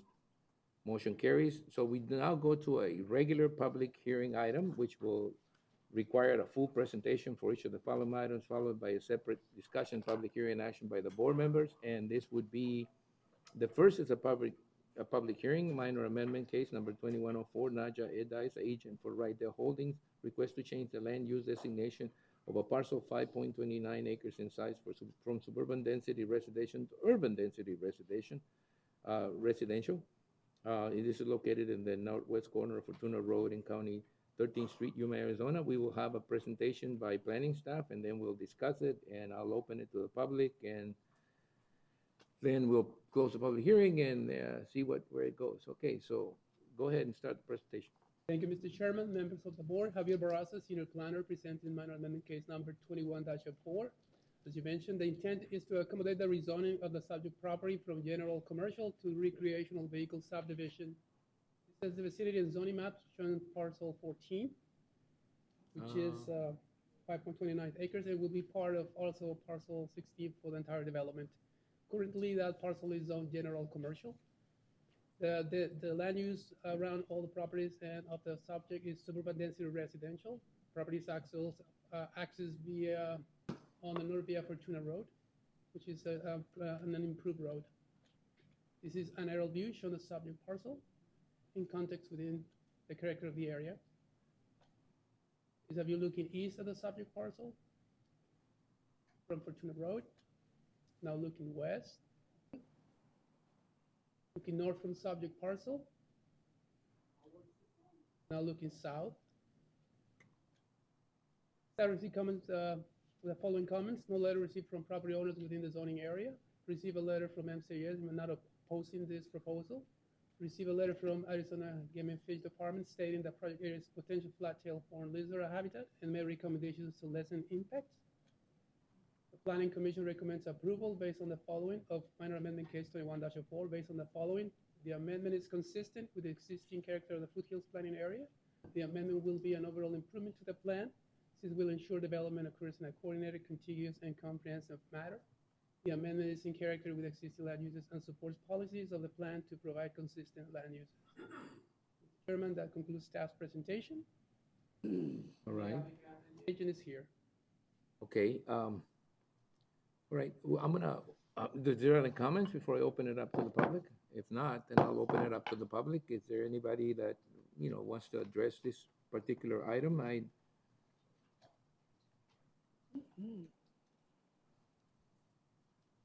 Good morning, Mr. Chairman, board members. My name is Naja Hedais with the Dice Engineering. And I do want to tell you, I appreciate that. Good morning, Mr. Chairman. I haven't heard you say it in a long time. I was going to say the honorable. I've known but- this gentleman since he was a kid. So We he's called me go- many things, but Mr. Chairman is not one of them. Well, we'll talk outside. Yeah, once you told me that if things is going good, then don't talk at all. So I'm going to go ahead and listen to this advice. I'm just here to answer any of your questions. You know, the only comment or questions I would make has to do with the latest, which is Game and Fish and their comments. They're now asked to make comments and they're following up on them. So they have a long list of stuff. One of them is a flat-horned toad lizard, which I had the pleasure of dealing when I was mayor of San Luis and had to build some sort of the I-95 corridor. And I'll tell you, it's very difficult to hear all this recommendations. And military does that too. They are now making comments. Some of them are pretty much applicable, and I think some of them probably have a lot to do with the way they see things, and others is what in reality is out there. And this is a parcel lot in the middle of almost nowhere. There's I think a solar panel, and there's basically nothing else around it. And no, I shouldn't have said there's basically nothing around. I see the layout that you guys have planned, and it's pretty high density. So I wonder if any of the board members have any questions at all. If not, then you're ahead. So step back a little bit and let us go through the process. Yeah, I can talk for hours about this, but we don't want to do that. Yeah, there is lunch coming up. Chairman, he may risk. Yeah, that's what I keep telling you. You're ahead. So I'm ahead. Step back. Thank you. Okay, All right. So I'm going to. Is there anyone here in the public other than Mr. Adais that wants to talk about this? If not, then I'll close this public hearing and bring it back to the Board of Supervisors. I'll make a motion to approve the zoning change or the mine amendment case 21-04. No, I just want to, yeah, there's a motion. Is there a second? I'll second. Okay, normally when there's a minor amendment, it is followed by a zoning change. Mr. Chairman, in this particular case, not a rezoning will be applied. Probably they were just Oh, I see. they can make sure that right. it was. Well, this is approved. where I kind of found that a little disconcerting. Normally we have a minor amendment and then there's a rezoning together, because normally when you're winning one, you want to win the second one. But I guess Mr. Edice wants to see us often, so, all right, that's fine. Okay, so there's been a motion and a second to approve the item as presented. All those in favor of the motion? Oh, wait a minute, before. Does anybody have any questions on the motion? If not, then all those in favor of the motion signify by stating aye. Aye. Anybody opposed? Motion carries. And now we come upon the easy one. Development Service Planning Zoning Division Public Hearing Rezoning Case number 2119, and I was being facetious. I do have a bunch of cars here. So this is Public Hearing Rezoning Case number 2119. Dahl Robbins and Associates, agent for El Rancho Encantado LLC, requests the rezoning of a parcel totaling approximately 7.05 acres in size from local commercial C1 to medium density residential. Assessors parcel number 728-36901, located in the southwest corner of the Foothills Boulevard and 48th Street, Yuma, Arizona. Well, this is a rezoning case, so I guess whatever comes next, it just comes next. Okay, so I'm going to open it up for the presentation first, and then I'll open it up to a public hearing. Thank you, Mr. Chairman. Javier Barraza, Senior Planner, presenting rezoning case number 21-19. The intent is to allow the construction of a 52-unit townhouse subdivision with lot sizes ranging from 3,024 square feet to 5,927 square feet in size. This is the vicinity and zoning map showing parcel 901, zone local commercial, located on the southwest corner of 48th Street and Foothills Boulevard. On the north parcel 578, zone local commercial. This is the location of a convenience store gas station. That gas station was allowed with special use permit 00-24. Then on the northwest, we have Foothills Mobile State number 26, zone RVS. And on the west, we have Rancho Encantado number 1, zone RVS, with properties improved with site builds and RVs. Then we have parcel 5 on the south, zone RVS, and it will be the future location of Rancho Encantado phases 3 through 6. And then on the east, we have Foothills Mobile State number 5, 9, and 11, zone RVS, recreational vehicle subdivision, improved with a mixture of RVs, site builds, and manufactured homes. This is the original proposal that was received at the time of application. And this is a proposed, revised proposal received last week. You might not have it on your packet. The applicant has a little presentation following up. This is an aerial view showing the character of the area, how it is developed. Property is outlined in red. This is a view looking southwest of subject parcel. Now looking north from within the subject parcel. Now south. I received comments from MCS not in favor of the request and recommends denial of this request.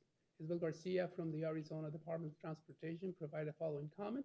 The proposed development will lead to greater congestion and operational difficulties at the Foothills Boulevard traffic interchange along I-8 unless Yuma County builds an east-west road connection area. Also, the engineering department provided the following comment. We'll review the tentative map in accordance with Yuma County subdivision regulations. The engineering department will evaluate road right-of-way dedications at the tentative map submittal. Also, staff received 39 letters in opposition. Also, 1 petition with 17 signatures in opposition. The total is 38 within the notification area and 17 oppositions outside. And 1 letter was a duplicate. The amount of opposition triggers supermajority vote from the board. Planning Commission recommends approval of rezoning case number 21-19. Staff concurs with that recommendation and shall be subject to the following performance conditions. Within 60 days of approval by the board, the owner and shall provide an RS 12-1134 waiver and record a range disclosure statement as well as a navigation and a schedule for development disclosure statement.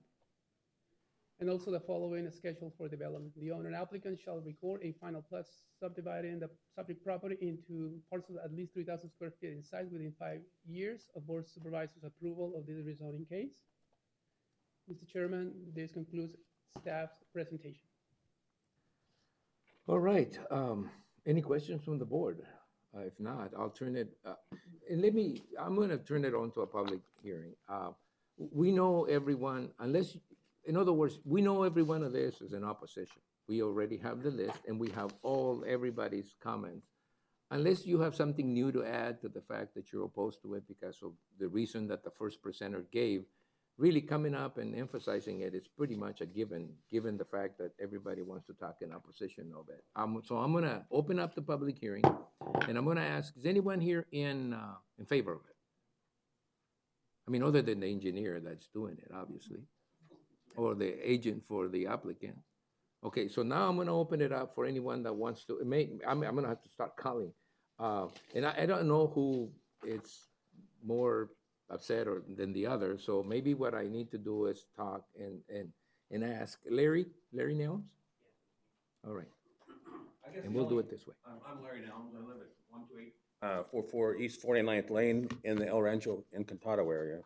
And I guess the only additional comment I will make is the total impact of this, because we're looking at phase 1 and now they're building in phase 2A and 2B, and that's about 60 homes there. It goes to phase 3 through phase 6, and that's going to put an additional 384 homes in that area. And then they're putting 52 proposed townhomes here. That makes a total of 496 new homes to be fed by Foothills Boulevard. That's going to be, and that's the only outlet that feeds to I-9, I-10, whatever it is. I-8, thanks. I'm up in LA. Anyway, so, and there's no other way to get to the interstate. So every morning, if you have 2 cars departing for work, you have about 1,000 cars additionally. Plus you have the sewers, you have the water, you have the police department addition, and you have rural metro. So I really feel the impact to our community is significant.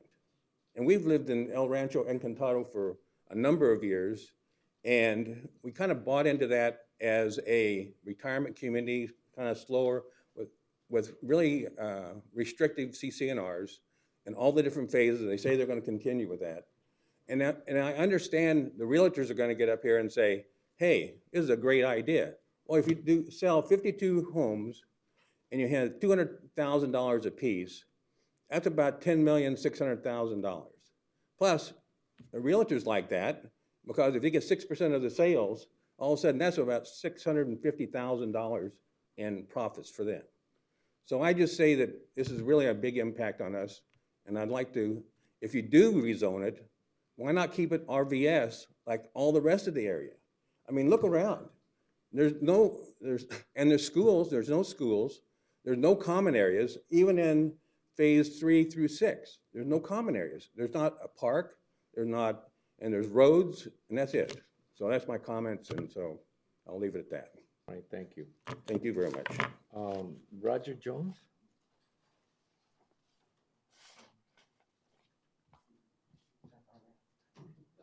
Mr. Chairman and the board, I'm Roger Jones. We live on Paul Avenue, just outside the notification zone. I submitted a letter just after we found out about this development. And I also found out that much of my argument in that letter was irrelevant to the zoning process. But in considering, I know what it's like in the winter when the Foothills area just absolutely mushrooms, trying to get out onto Foothills Boulevard from 50th. Our best way would be to go all the way around Cassidy, come out 48th and hit the traffic light.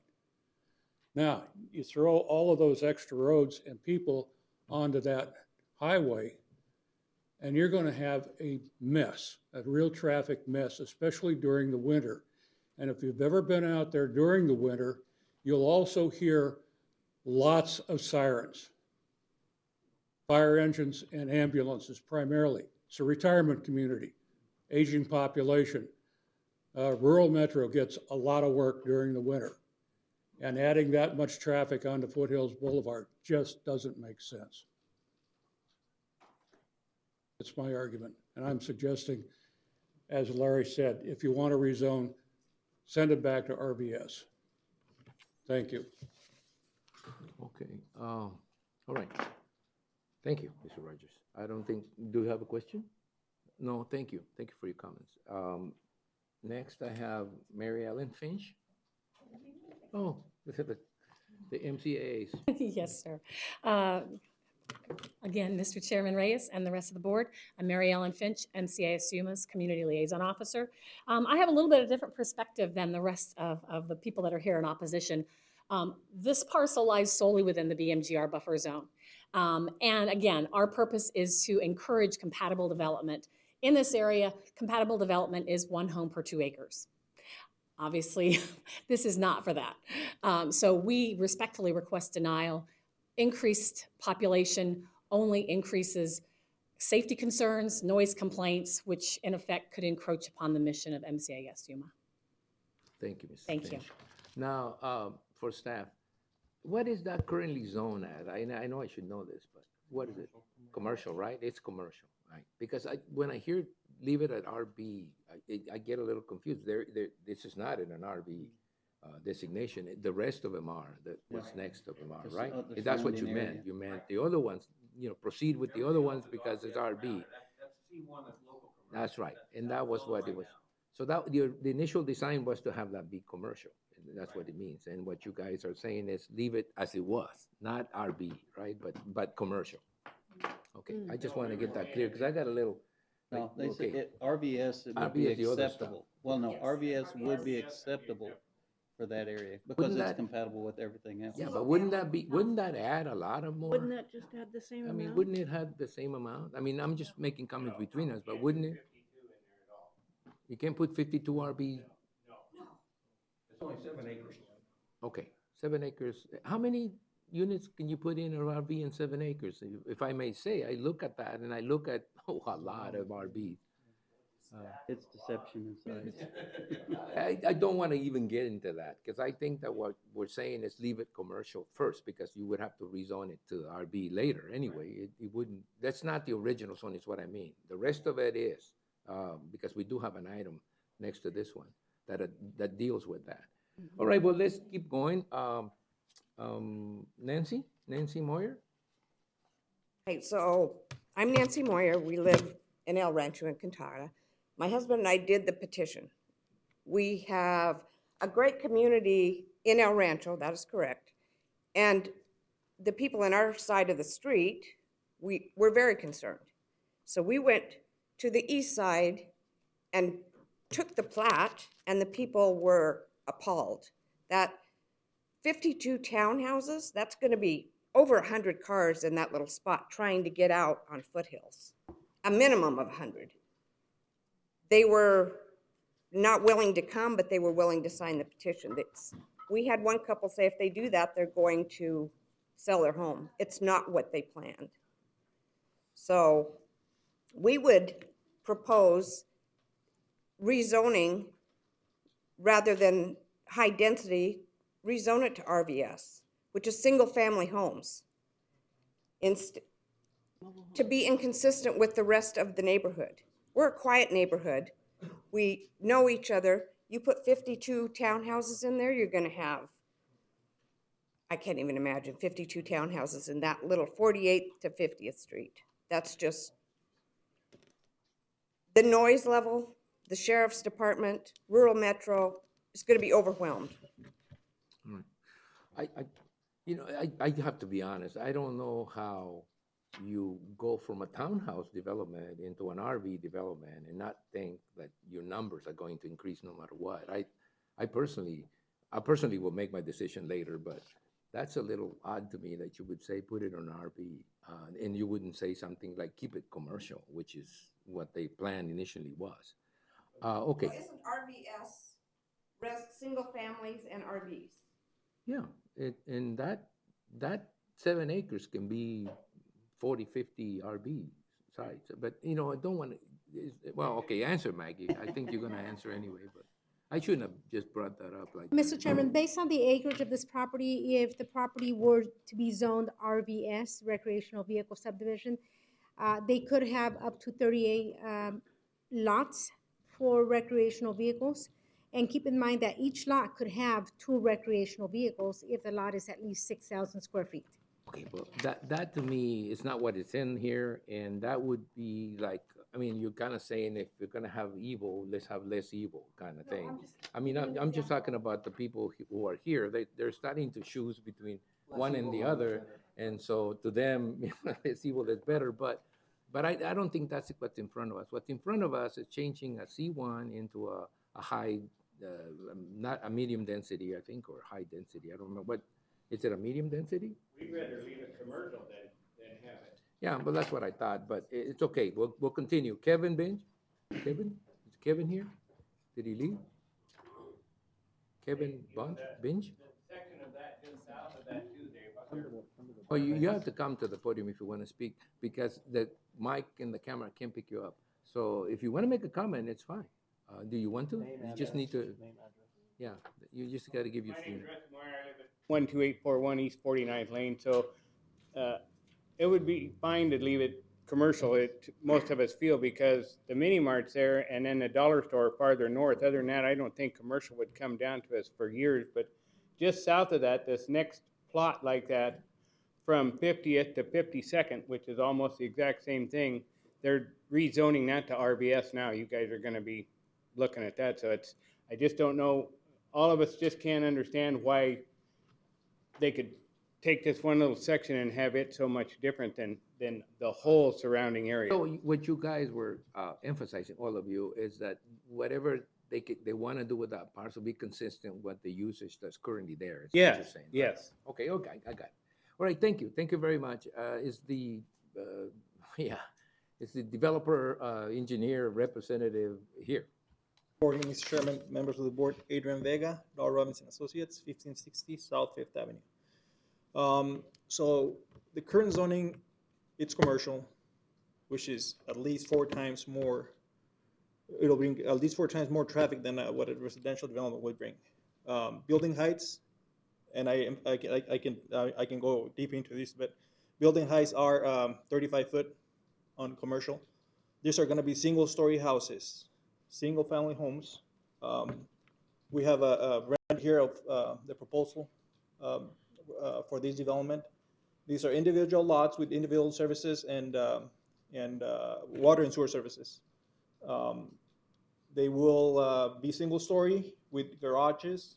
And if you can, just put the next slide, please.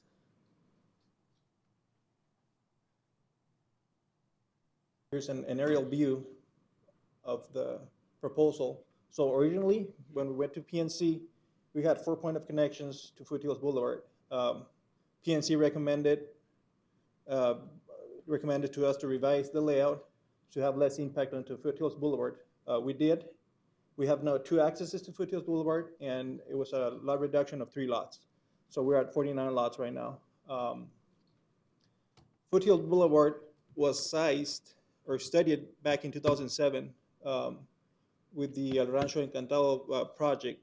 A traffic study was done considering this was going to be a commercial lot, and the property to the south also had a commercial sliver that was included in that traffic study.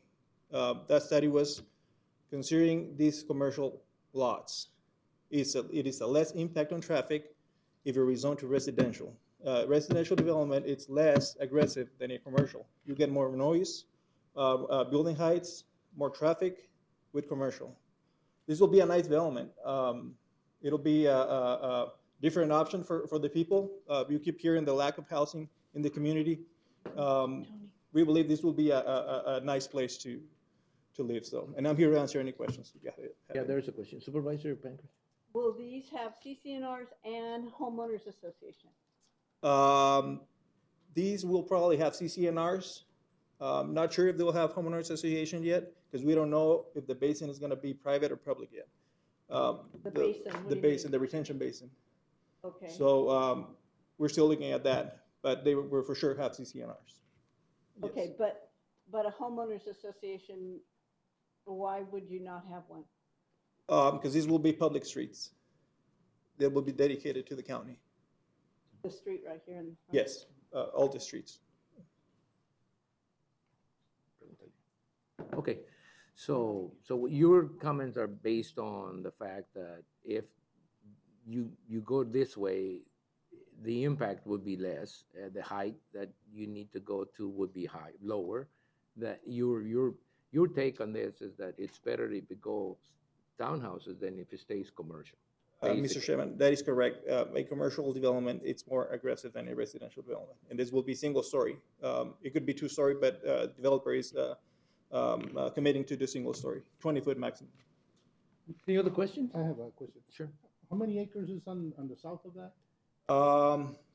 Mr. Chairman, so that was rezoned months ago. Yeah. I believe it was, I want to say it was 10 or 11 acres. And it was already approved. And so we've got modifications next for that particular area. Correct. So, you know, it's a lot. I mean, just from the area picture, you can see. So that just goes Another 80 or 60 something, 60 something, 40 something. All right. Any other questions for the representative? Yes, Supervisor Pancras? You need to. Way we can ask that a homeowners association be. I think that comes after. Normally, townhouses would have a homeowners development because townhouses, you know, they'll share common things.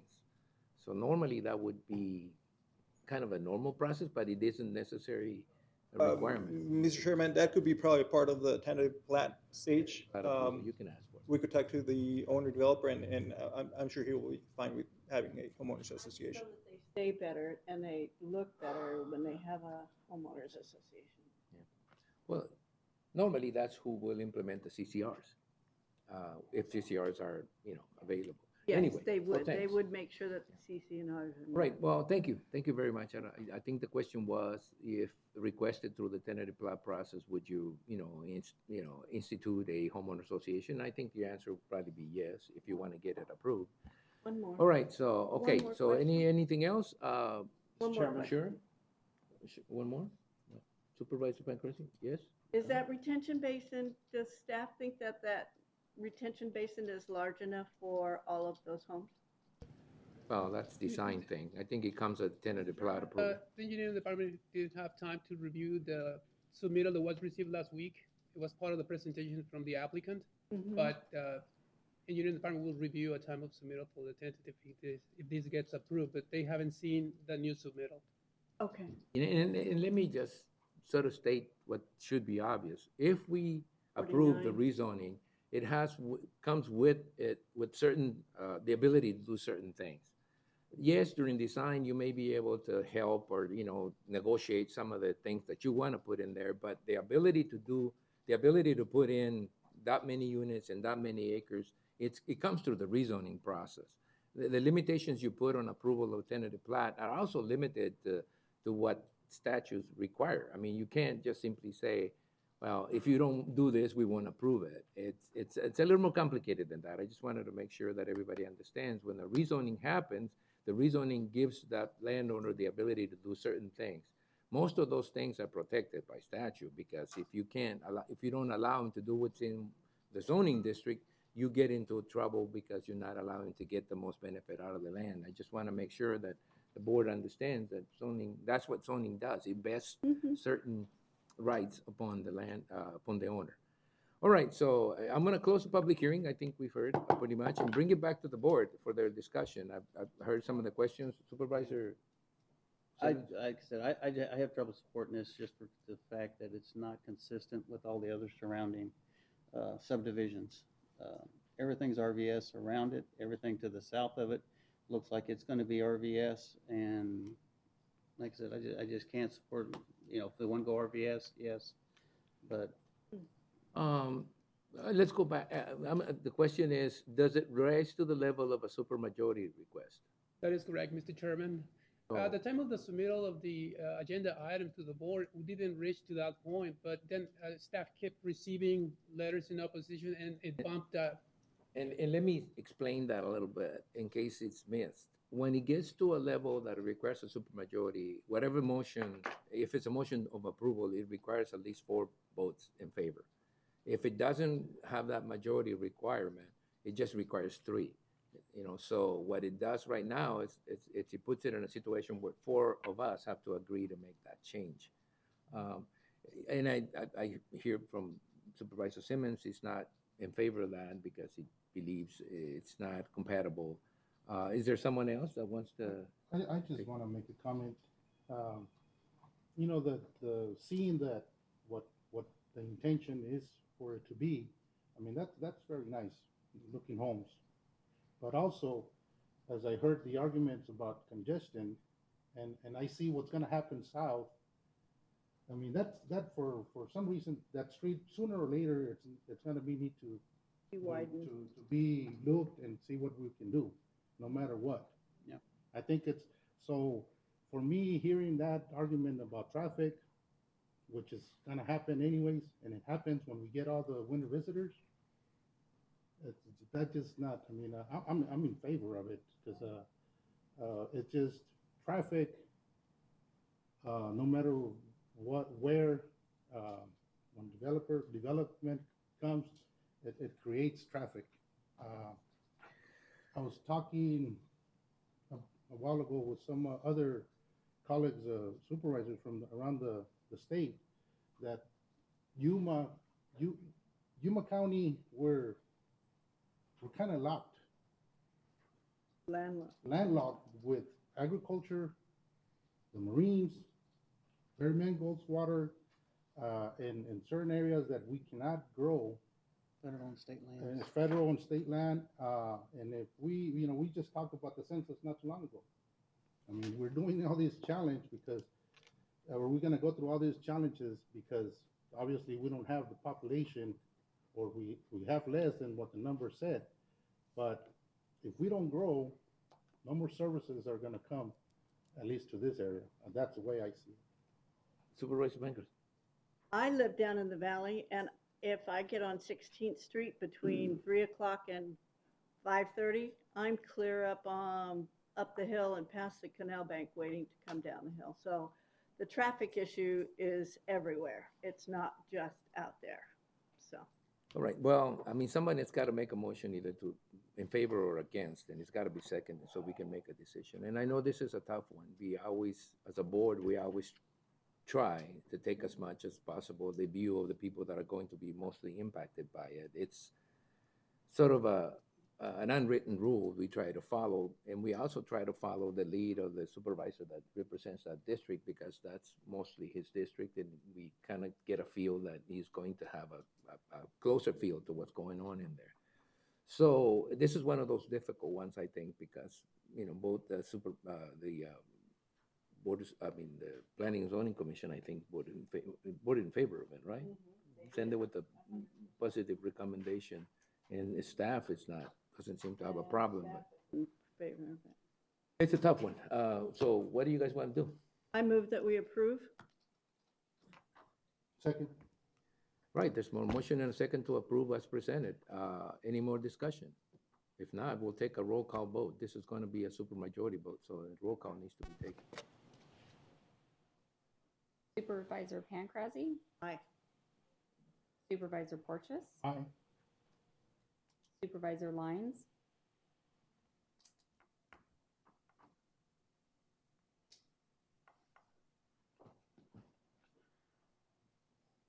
We'll give them a few minutes to think. You could say pass and come back. Come back to me. Okay. Yeah. Nay. All right, so it's back to you. Thank you. I know, it's tough. Whichever decision you need to make. I'm gonna say no. So you say no. All right, I think my vote is irrelevant now, but I'll say no. I mean, it's one of those situations. It just didn't pass, so it's yes. It's not gonna. It doesn't meet the 4 votes against it. So what happens now is that it dies for lack of a supermajority. Mm-hmm. You understand what I just said, right? There was 1, 2 votes in favor, the ones that made the motion in second, and there was 1, 2 votes against. So to me, it's a moot point. It doesn't get to the point where it gets approved. It needs 4 votes. So to me, voting is just just shows a little bit where I'm at. I think the developer needs to go back and see if he can find a better use, which is weird to me because there probably won't be a better use than the one that they came up with. But that's the way sometimes this goes, guys. It just failed. The motion to approve failed. All right, that takes care of that item. It didn't happen, so, okay. All right, so we're gonna move on to the next one, and this is actually a subdivision modification and subdivision regulations, and this deals with the same area. It is just, they're requesting 5 modifications from the Yuma County subdivision regulations and 1 modification from the Yuma County Public Works Standards, which we talked about a little earlier, for the proposed Rancho Encantado units number 3 through 6 subdivision. This is its own recreational vehicle subdivision located at the northwest corner of Foothill Boulevards and 52nd in Yuma, where there will be a small PowerPoint presentation by the planning staff. It's a long one? No, try to keep it short. Okay. We already had a long one. Thank you, Mr. Chairman. Javier Barraza, Senior Planner, presenting Rancho Encantado Unit number 3 through 6 modifications. It's a request for 5 modifications from the Yuma County Subdivision Regulation and from Yuma County Public Works Standards. This is El Rancho Encantado Unit 3 through 6 vicinity.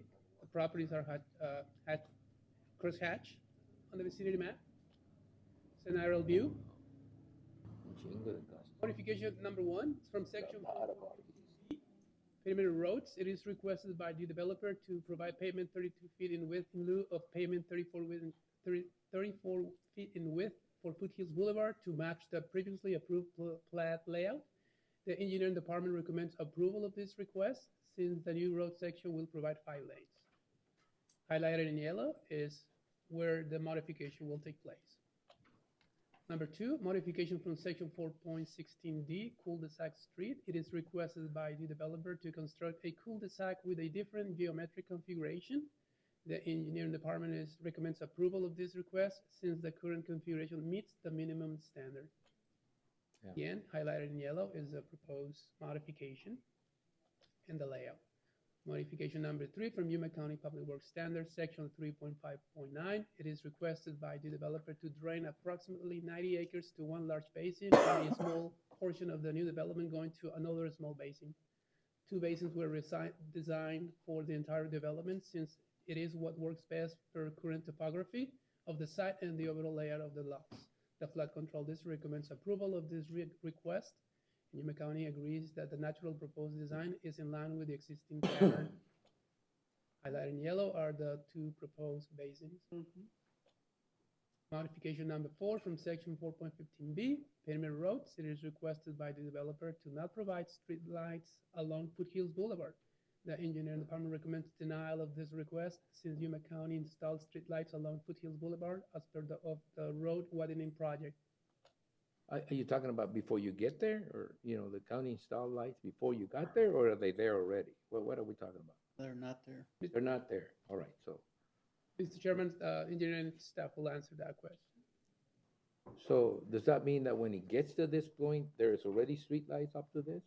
To the Alvarez Engineering Department, I believe there's streetlights along Foothills Boulevard. So the developer is requesting, the requirement is to install streetlights along the perimeter of his project. Okay, so let me just get this clear. There's already streetlights on Foothill Boulevard, but there's a request for them to install streetlights, and they're saying there's already lights there. No, I believe that the request was not to install streetlights. Well, are there streetlights in that section or not? Not in that. Okay, so there are none in there. Not in here. There's All right, streetlights that's what up I here. asked. Okay, so there's no streetlights there, and they're asking for us not to require them to Yes, put that's streetlights. correct. And actually, the streetlights are over here that the county installed when we did the Foothills widening. All right. Continue. Modification number 5 from sections 4.20A and B, traffic calming. It is requested by the developer to construct traffic calming on Cassidy Avenue and not throughout the internal streets. The engineering department recommends denial of this request. Traffic calming devices are required to reduce the vehicular speeds throughout the subdivision. Traffic calming measures were introduced by the Board of Supervisors this year to avoid vehicles traveling at high speed throughout the residential streets. Oh. So they're asking not to put street calming measures inside or some of the streets. That is correct, Mr. Chairman, along that Cassidy. Modification number 6 from section 4.22A and B, sidewalks. It is requested by the developer to not construct sidewalks throughout the internal streets. The map identifies sidewalks along 51st Street and Cassidy Avenue. The engineering department recommends denial of this request. The developer shall install sidewalks throughout the subdivision. Many complaints are received from residents regarding the lack of sidewalks, especially in the Foothills area. Highlighted again where the modification has been requested. Planning Commission recommends the following approval of the following modifications.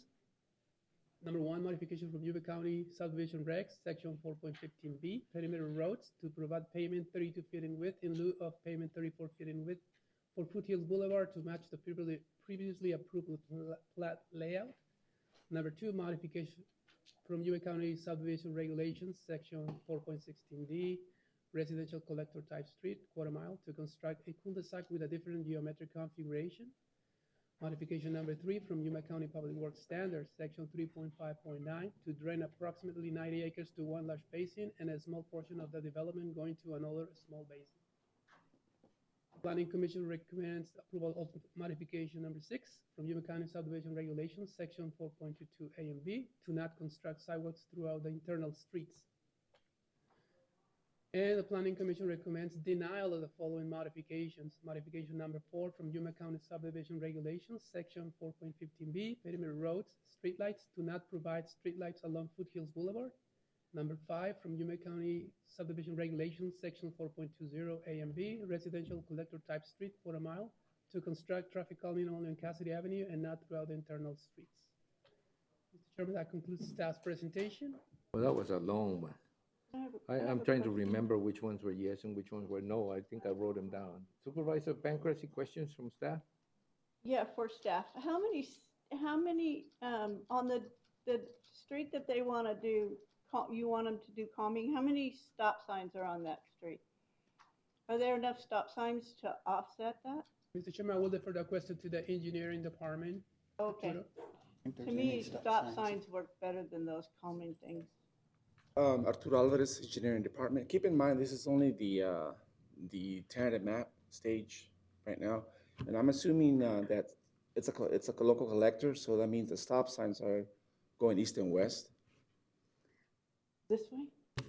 The stop signs are going to be here, there, and there, and this is a Yeah, local they're going to collector. be at each one of those little diamond or those octagons, right? That is correct. So every octagon's going to have a four-way stop? Not a four-way stop. I'm thinking this is a through Two-way street. stop, okay, Through street, here. okay. And is that the same street you want to put calming things on? Actually, we recommend installing them all over the internal roads. Oh, the hall of the internal. Keep in mind, the board adopted a street calming this past year. And did we adopt it as a requirement for every? Well, right now, it is a requirement. For every private? For every private or public development, if the block exceeds 800 feet, it's required. And they all exceed 800 feet? That's correct. Without a stop? That's correct, yes. Mr. Chairman, too, I've probably got another half a dozen areas out in the foothills that are wanting these traffic calming measures put in. So it's getting more and more prevalent, just The higher the density out there. higher the density, everybody's flying up and down the roads, so people are wanting safer streets. I don't know if they make them safer, it makes them tougher, but for people who drive faster. And normally go ahead, sorry. Anything else?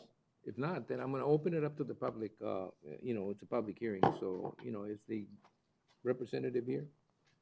So let me just see how I see it. The first one was, I think, both approved as long as you do it 32 instead of 34, right? That one. And the second was okay by both the Planning and Zoning Commission and the staff. The third one's okay, both by the Planning and Zoning Commission and staff, right? Am Mr. I Chairman, correct? we can go by. Well, I know, by but the I mean, slide. I'm just trying to Yep, sort of that get is to correct, Mr. Chairman. the fourth one is, the fourth one, I think, and the fifth one, well, the fourth one was the engineering department recommended denial. That was a street light. Did the Planning and Zoning Commission recommend denial also? Street light? So they were Yes, both Mr. recommending denial, right? Okay, and the fifth one was, that was traffic calming, which was recommended by the staff. Did the Planning and Zoning Commission recommend it also? Recommended denial. Denial of the change, so requirement was yes. Okay, and the last one, the sixth one, is the sidewalks. And that was denied also by both the Planning and Zoning and staff? Planning Commission recommends approval and staff recommends. Okay, that's where I thought. There was one where there was a difference, a very marked difference, and this is the one. The engineering department recommends denial of the request, and the commission recommends approval, which is odd, but let's just talk about it. Okay, Kevin, Mr. Dahl, Chairman, board members, Kevin Dahl, Dahl Robbins and Associates, 1560 South Fifth Avenue. So yeah, so we're 1, 2, 3 and are good. 1, 2, 3 are good, okay? 4 is going to be good because the developer is going to put in the lights along Foothills Boulevard. Oh, it's okay. That is okay. 4, we're not going to ask for a variance or a modification on 4. So the street calming and the street calming is a big issue. We've gone through street calming discussion through the city of Yuma, probably in the early 2000s. Decided not to do that. They do cause. There are issues. There's pros and cons with traffic calming devices, particularly speed tables or speed cushions. So on this particular development, what we're really asking is we're putting in speed control. It's just at 1,000-foot intervals rather than 800-foot intervals. What? I'm sorry, Kevin? So there, if you put the map back up, please, staff. So that where staff talked about putting stop signs is on both sides of the vertical line. So there's stop signs on either end of these streets. There's stop signs here, here, here, and here. So this distance, the requirement is to put a speed control or speed calming every 800 feet. That is about 1,050.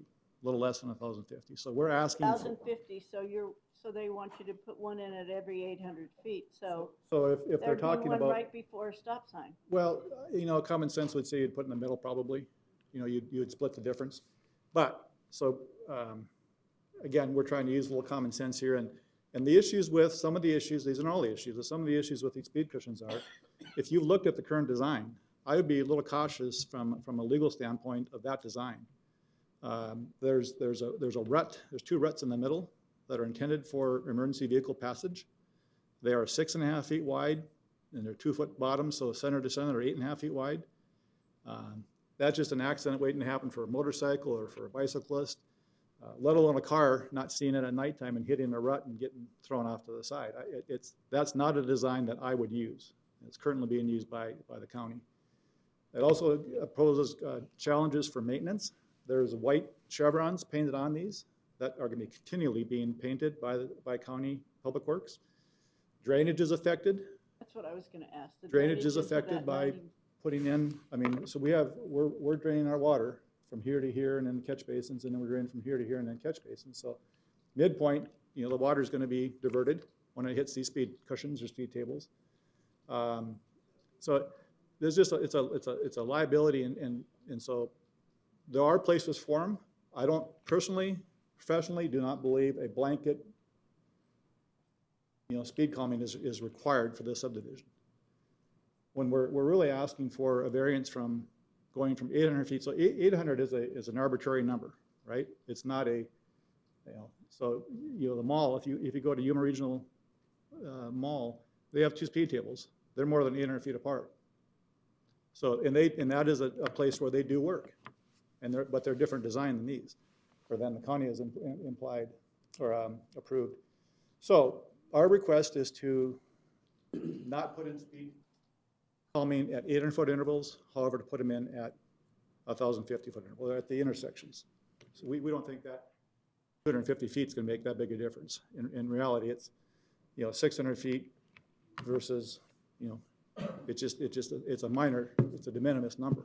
So I don't know if you have a detail of that speed table. The staff have a detail of that, but anyways, you should look at that as a standard. It's not a safe detail. So if there's any questions about, I'm sorry. Sidewalks, Mr. Chair, sidewalks? Yeah, well, sidewalks is the last one. I think it's a cost issue.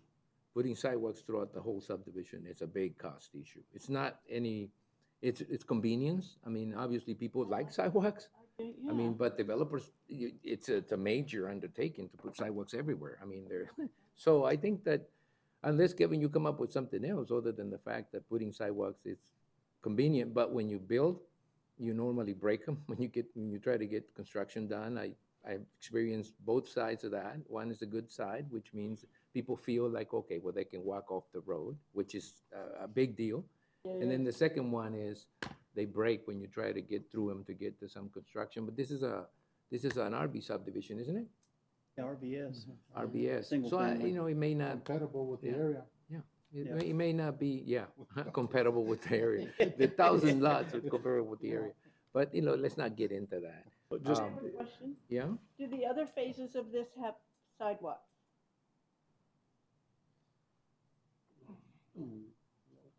This is Unit 3. Arturo Alvarez, Engineering Department. Our recommendation has always been to include sidewalks, but I believe when the last one was approved, Supervisor McLeod stated that was going to be the last one without sidewalk. The future ones would have sidewalks. That's what Supervisor I recall. McLeod's not here, but Yeah, I know. I understand. Who? And as far as the speed tables, we have like 4 or 5 different designs. How wide are the sidewalks required? 4 feet.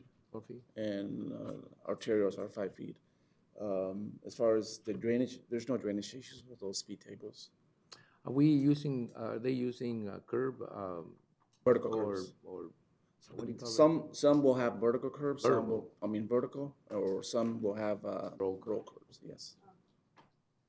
It's a matching thing. Right, I think sidewalks are more like not only aesthetic, it's just getting people to walk off the road. So it's going to be difficult not to request them in the future, especially because people come up and complain about it all the time. We got to walk on the street. I mean, it's Well, and you just, get a lot of people walking in the foothills. especially on a big, this is, how many are they in this site? I mean, 3 through 6. There's How many lots? 384. 384. So, Mr. Chairman, so if, so the discussion about sidewalks is up to you guys, but if we do put them in this development, if we could put them in with the home, so that they're built with the house rather than Ahead of it? ahead of the subdivision, so that way you're not driving over them and breaking them, and the city of Yuma implies that practice, and it works very well. You don't get your, Get it done. You Yeah, have to put 'em up. every city does that pretty much, because, yeah. Until the break 'em. construction's there. They'll That's break San 'em. Luis. The problem is that if, the problem is you have sidewalks that stop and then, they continue after because you can't fill out a 386 or 390 lot subdivision in a year. It takes time. And the problem is you start building sidewalks and then you stop, and then they're next to it. So the convenience of having a sidewalk that's one single sidewalk from one end to another is lost if you build them every time you build a house. I get it. I build homes. I get that all the time. We break them all the time. The city of San Luis is one of those few cities that wants you to put them up anyway before you do it. It's a very expensive process that ends up being cost to the homeowner. I get that. But we're torn between people wanting to walk on a single sidewalk from one end to another, or people coming in and just walking 60 feet and then off the sidewalk and then walk another 30 feet off the sidewalk and then walk. It's both aesthetically difficult and at the same time costly to do them up front because of what happens. So I don't know. You guys gonna have to make that decision. Kevin, I think that if we're gonna have to take it one at a time, and if we need some more clarification, we'll call you up. Yes, Supervisor McLeod. No, excuse me. Naja Edais. My name is Naja Hedais. I live at 11469. I forgot the name of the street. Do you know which one it is? That's Los Colinas Lane. I know where your house is. Yeah. I just wanted, I'm talking not like an engineer, I'm talking as a citizen that lives in Yuma County.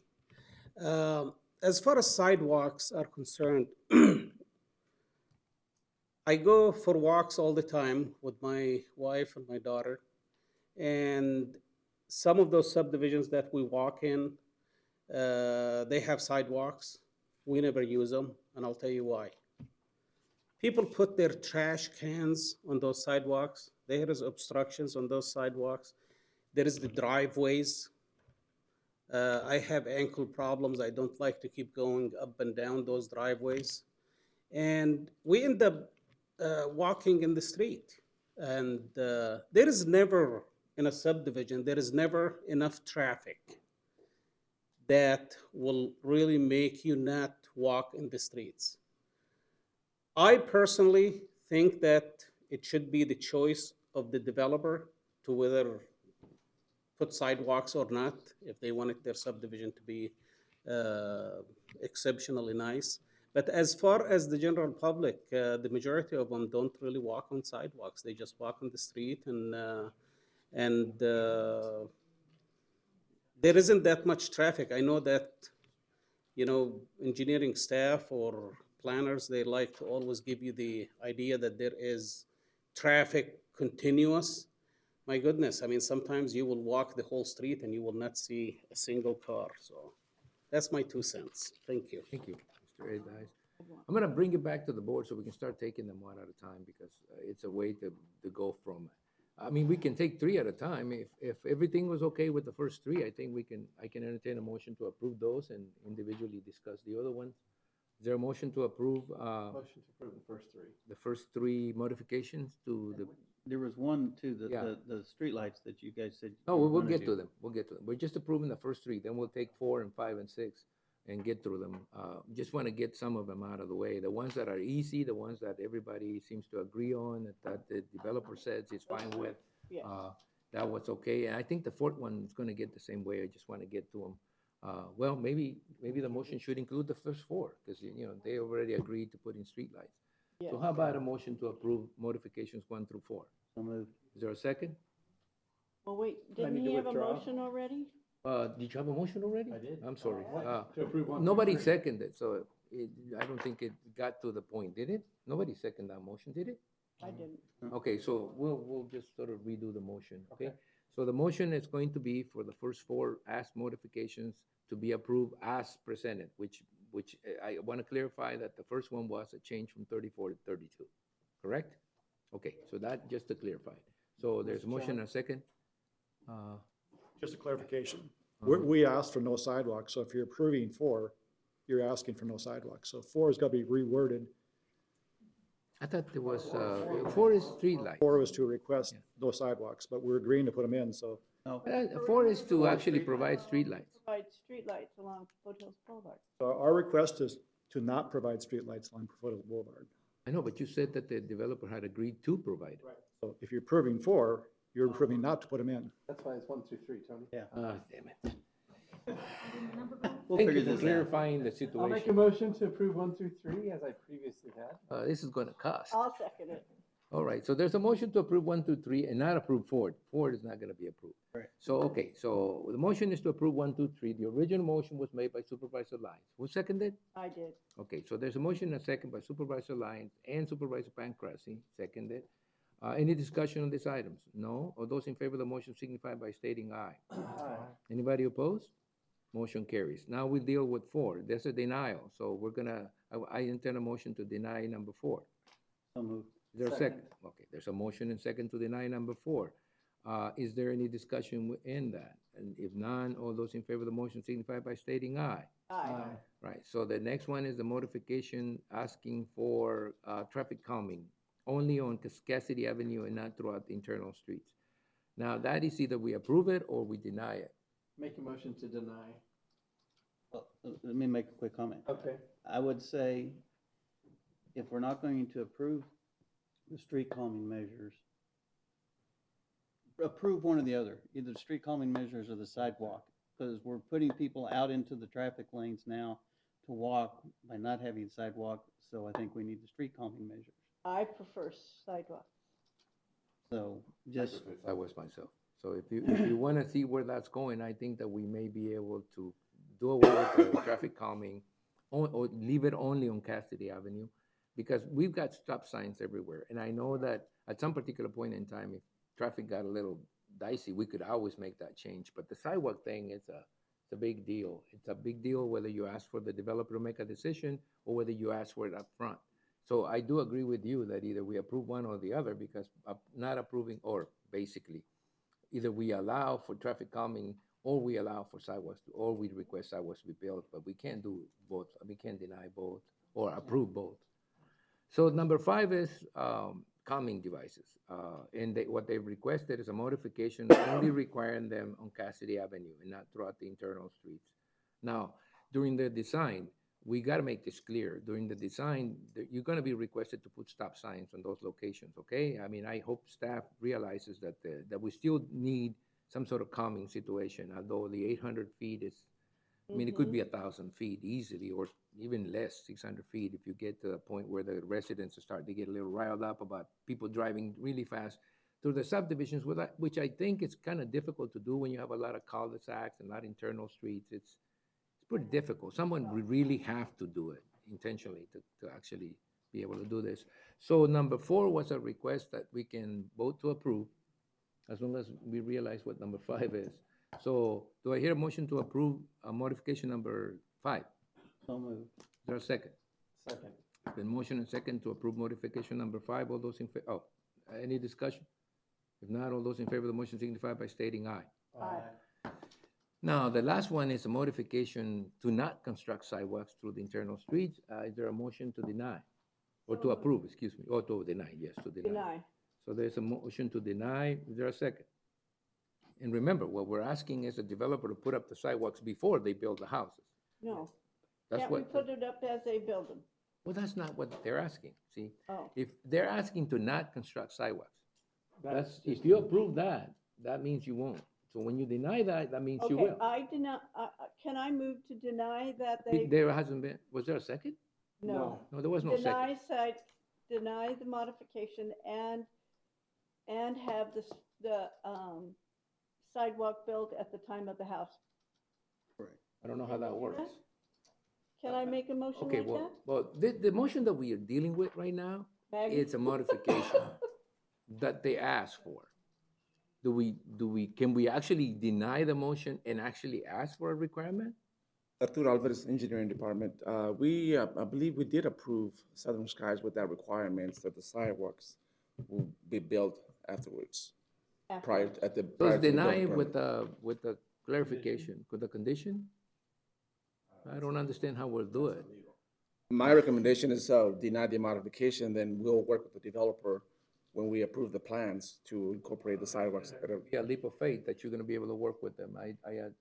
Like I said, some cities do require them at the time of construction. Others, like San Luis, requires them up front. You can't get away from it. I would say, if we can do it at the time of construction, that way it's. All right. We're gonna deny the request, and you guys gonna have to figure out a way to put him in as They end up replacing them all the they time. end up replacing them all the time. Okay. All right, so there's a motion to deny this request. So moved to deny. Now I need a second. I was the one that did I it think first. everybody understands where we're going, right? We're going through deny to build all the sidewalks At one time. at one time, but require for them to be built during the construction phase. That, I don't know how that works with this, because this was a motion to not construct any sidewalks at any time. So I'd say that we're gonna have to deny this one with a condition that we don't put on there, that the planning staff would follow, right? I mean, you can always come back and modify it another way. Alvarez Engineering Department, my suggestion would be to deny the modifications and have them build the sidewalks. As far as the building of the construction of the sidewalks, we could work with the developer. Story is what you're saying. Yeah. When it's required, it's a decision that staff can make. It's just denying not doing them, it's just not an option. Is that what we're saying? All right. Well, you're gonna have to do that. Mr. Chairman, Mhm. just speaking through practical application and experience, when you have the sidewalks installed up front, you end up replacing them all the time. I know, I do them all the time. And it doesn't make any sense, just when you have large vehicles, cement trucks, everything coming through there. Oh, okay. I think we all agree that building them, requesting that you build them all at the initial stage of the process is not what we're looking at. We're looking at having sidewalks built during the construction process. Yeah, that a homeowner can't move in unless it has a sidewalk. Well, I don't think we can go as far as that with that. I think that this is just a modification that we need to just deny and then get the sidewalk issue. If it becomes an issue, when you bring in your design and they're requesting that you do it, then you bring it back to us, okay? For a modification that actually requires them to be built when construction. But we don't have that here, and I don't know if we can make that happen. Can we? No, we can't. You see, I knew it. Okay, so the motion would be at this time to deny the modification. If you, when you design it, you put in a requirement that the sidewalks will be built during the construction phase, I think that would that would suffice us and suffice the staff. Just, Mr. Chairman, just a point of clarification. So when we do a subdivision, we're building all the streets, all the curbs, all the infrastructure, except the sidewalks, which they will be built with the home. But You would have to we put it really in- do not want to post assurances. So the assurance would be a certificate of occupancy is the assurance. If we can have a leap of faith. I think that you're shifting the responsibility from the developer to the homeowner. When you ask that be a CO requirement. Chairman, you can't get a CFO until it's sold, so it's. But who's paying for it? I mean, this would be. Every city. I know that, but I mean, the point that I'm making, and you know what the point I'm making, right? No, the developer. The point I'm will put it making is that if it gets to a point where the homeowner needs a COO and the developer is not building the house, if it just sold the lot, then who's responsible for building the sidewalks? It's the developer that puts it in before the developer can transfer ownership to the new owner. That's clear. Okay, so we're all in the clear. The developer is still responsible for building the sidewalk. It's only when he's going to have to build it. He's going to have to build it before he either sells the house or sells the lot or sells the house, correct? Okay, fine. Then we got that cleared out. Okay, so the motion is to deny. Yes. So who made it? Nobody? You did? Who seconded? I'll second. There's motion and second with all the clarifications that we've given. I think it's pretty clear. Any more discussion on this item? No, all those in favor of the motion signify by stating aye. Aye. Thank you, everyone. This was a long and lengthy process. Hopefully, the next one is kind of easy and clear. So the next one is item number 4, public hearing on rezoning case number 2115, Francisco Galindo and House of Contractors. Agents for the Lopez Family Trust requested rezoning of parcel 594, of a parcel 5.94 gross acres in size from suburban site build to suburban site build 2-acre minimum. An assessor's parcel located in approximately 240 feet south of the southwest corner of Avenue 70 and County 13th Street. PowerPoint presentation. Thank you, Mr. Chairman, members of the board. Anson Lahosset, Associate Planner, presenting rezoning case 21-15. The intent is to split the property into 3 parcels for residential development. Can you actually do it with the 5.9? I thought you needed like 6. Yes, I mean, that's the Mr. Chairman. question.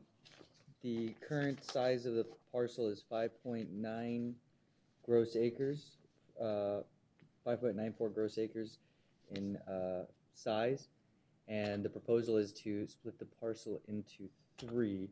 The one would be 2.9. Which, in the site plan provided by the applicant, includes adjusting the existing north property line. So that's how you solve it, right? You make it 6. And all right. The parcel is slightly over a quarter mile from the Barry Goldwater Range, Barry M. Goldwater Range. This is a photo looking west at County 13.5 Street, looking south at Avenue 7 1/4 E, looking southwest at the parcel, and looking west at a private road just south of the subject parcel. Yuma County assessors commented on the proposed gross acreage of the future parcels. The Marine Corps Air Station Yuma stated that the parcel is within the Barry M. Goldwater Range buffer zone and requested an navigation range disclosure statement. Arizona Game and Fish provided recommendations based on the project site being a potential flat-tailed horned lizard habitat. Staff received 1 letter of opposition after the Planning and Zoning Commission meeting from a neighbor within the zoning notification area. Mr. Chairman, would you like me to read the conditions? Sure, there it is. Okay. Planning Commission recommends approval for rezoning case number 21-15, subject to the following performance conditions. Within 60 days of approval by the Board of Supervisors, the owner or agent shall provide an ARS waiver, record an infrastructure disclosure statement, also record an navigation and a range and schedule for development disclosure statements within the schedule of development within 1 year of approval by the Board of Supervisors and prior to approval of land division permit. The owner shall apply for and obtain a grading permit with Yuma County Engineering Department to improve the ingress-egress easement referred to in item 2 of the schedule for development with a gravel roadway referred to attached standard C gravel roadway to mitigate the increase in dust in the PM10 non-attainment area. Within 1 year of approval by the Board of Supervisors, the owner or agent shall split the property by means of a land division permit in accordance with section 507 of the Yuma County zoning ordinance. Record an ingress-egress easement 20 feet in width along the east property line running parallel to the alignment of Avenue 7 1/4 E and acquire an ingress-egress easement 20 feet in width from the property to the parcel to the north, APN 725-53-019 to provide emergency vehicle access. And within 1 year of approval by the Board of Supervisors, the owner shall submit certification from a licensed engineer confirming the gravel roadway referred to in item 2 of the schedule for development was constructed according to the standard C roadway. Okay, that's good. I'm going to turn it into a public hearing now. Is there anyone in the public that wants to address the board? Okay. Mr. Chairman, members of the board, my name is Hector, representing House of Contractors. I'm just here really to answer any questions or concerns. Don't have any other than the fact that, again, you're going to have to access another parcel to make that work on the 3. But I think that's been addressed. I see that it's been addressed. I saw that the assessor brought it up, and I guess you guys have figured out a way to make that happen and actually have 3 parcels that. We actually own the parcel above, so that's why we're able to make it happen. Okay, kind of a warning up front. There's a point where if you split enough parcels, you get into a subdivision type situation. I just want to sort of kind of give you a heads up. You know, this is, do you own any more parcels around there? No. Okay, good. All right. I don't mean good because you don't know them. I mean good because you're not going to get there, I hope. All right. Thank you very much. Is there any, are there any questions? No, if not, thank you. I'm going to close the public hearing, get it back to the board. The board has a decision to make. I'll entertain a motion to approve or disapprove the item as presented. I'll make a motion that we approve as presented. Is there a second? Second. Is there a motion and a second to approve as presented? Any discussion on the item? If not, all those in favor of the motion signify by stating aye. Aye. Anybody opposed? Motion carries. Good luck. I'm going to move on to rezoning, reversion hearing. That was approved, just in case, you know, I did miss it because it happened really fast. But it was approved. So the next one is a reversion, which is also a public hearing, I guess, in accordance with section 404.01. Is it an I or an L? L, 1, 7, I guess it's L. 7 of the Yuma County zoning ordinance. The board will conduct a hearing to grant an extension, determine compliance, and cause the property to revert to its former zoning classification. This is public hearing rezoning case number 614. It's in the corner of County 16th and Avenue 1E in Yuma, Arizona, and it's located on the 6 decibel noise zone. Can you provide a short oral summary? Thank you, Mr. Chairman. Javier Barraza, Senior Planner, presenting rezoning case 06-14. In front of you is the vicinity map showing the subject parcel, parcel number 1, Crosshatch. It's located on the southeast corner of Avenue 1E and County 16th Street. This is a concept map that was submitted at the time of the rezoning case back in 2006, 2007. It's an aerial view showing the existing character of the area. This was the schedule for development that was conditioned to the rezoning case to file for a tentative plat and later on 3-year limit for a final. Right now, the original deadline to comply with the schedule for development was May 15, 2011. The original deadline. And on July 23, 2018, the board approved an extension of 3 years to comply with the schedule for development. As of today, the schedule for development has not been met. Aida G. Urbieta requested an extension of time of 5 years to comply with the schedule for development. The board has the following options. A, grant an extension of time to comply with the schedule for development or revert the zoning to its original rural area 10-acre zoning classification. Staff recommends granting an extension of time of 5 years to comply with the schedule for development. If the board of supervisors grant an extension, staff recommends the following condition. 1, a schedule for development disclosure statement shall be recorded within 60 days. Mr. Chairman, this concludes staff's presentation, and Representative Mrs. Urbieta is present. Right, let me ask a question. And the question is, how much time do we originally give someone to develop something once we do a rezoning? Normally. Mr. Chairman? Do we have a time limit? Usually set times, and this was like to comply with the subdivision, so it's 5 years, 2 for the tentative and 3. And then again, an extension of time, which expired, so. All right. So I guess my question goes to the original intent when we do this. I don't have a particular problem with extending the time, but I wouldn't like to extend it beyond the time we normally give someone when we, make this zoning change. This is a subdivision. I understand all the background on it, but 5 years seems to be a long time to develop. I mean, it seemed like it was a long time. I know the staff recommended it and they've requested it, and I have no particular problem with that other than the fact that, again, it may be even longer than we originally give someone to develop a property. Is that not the case? Mr. Chairman, the idea of having timelines on the schedule for development came from, actually came out of Maricopa County, where they used to give require a schedule for development, but didn't have a time. So it could be 30 years later. So now the practice is always to have a time, but whatever the board thinks is reasonable, as long as we have some idea when it's going to come back to the board to either extend the time or revert. And like I said, I don't have a problem with it being 5, as long as we understand that, you know, we can't continually extend it and expand it if we have a time frame. I know that we probably, I mean, given the conditions that happen, I mean, the pandemic and everything back, but I find that if a recipient or a zoning recipient feels like they need more time, I don't have any particular problem with that. It's just the time frames are just getting a little bit longer than I thought. But again, come up forward, please. I'm going to open this to a public hearing so we can hear from you. Chairman Reyes and distinguished board members, Alberto Urbieta, on behalf of the Development Committee from this presentation. Basically, I'm requesting for another extension of 5 years. We're planning to develop a property plan, but we needed more additional time to fulfill this goal. We had planned to start sooner, but the pandemic hindered a lot of our funding.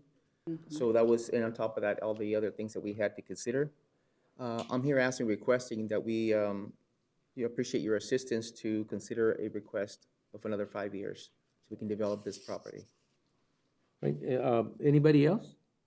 If nothing else, thank you. Thank you, Mr. Rita. It's back to the board for their decision. Is there a motion to extend? Motion to approve. Right. I'll second. There's been a motion and a second to approve the 5-year extension. Any more discussion? If not, all those in favor of the motion signify by stating aye. Aye. Thank you. Aye, the ayes. Anybody opposed? Motion carries.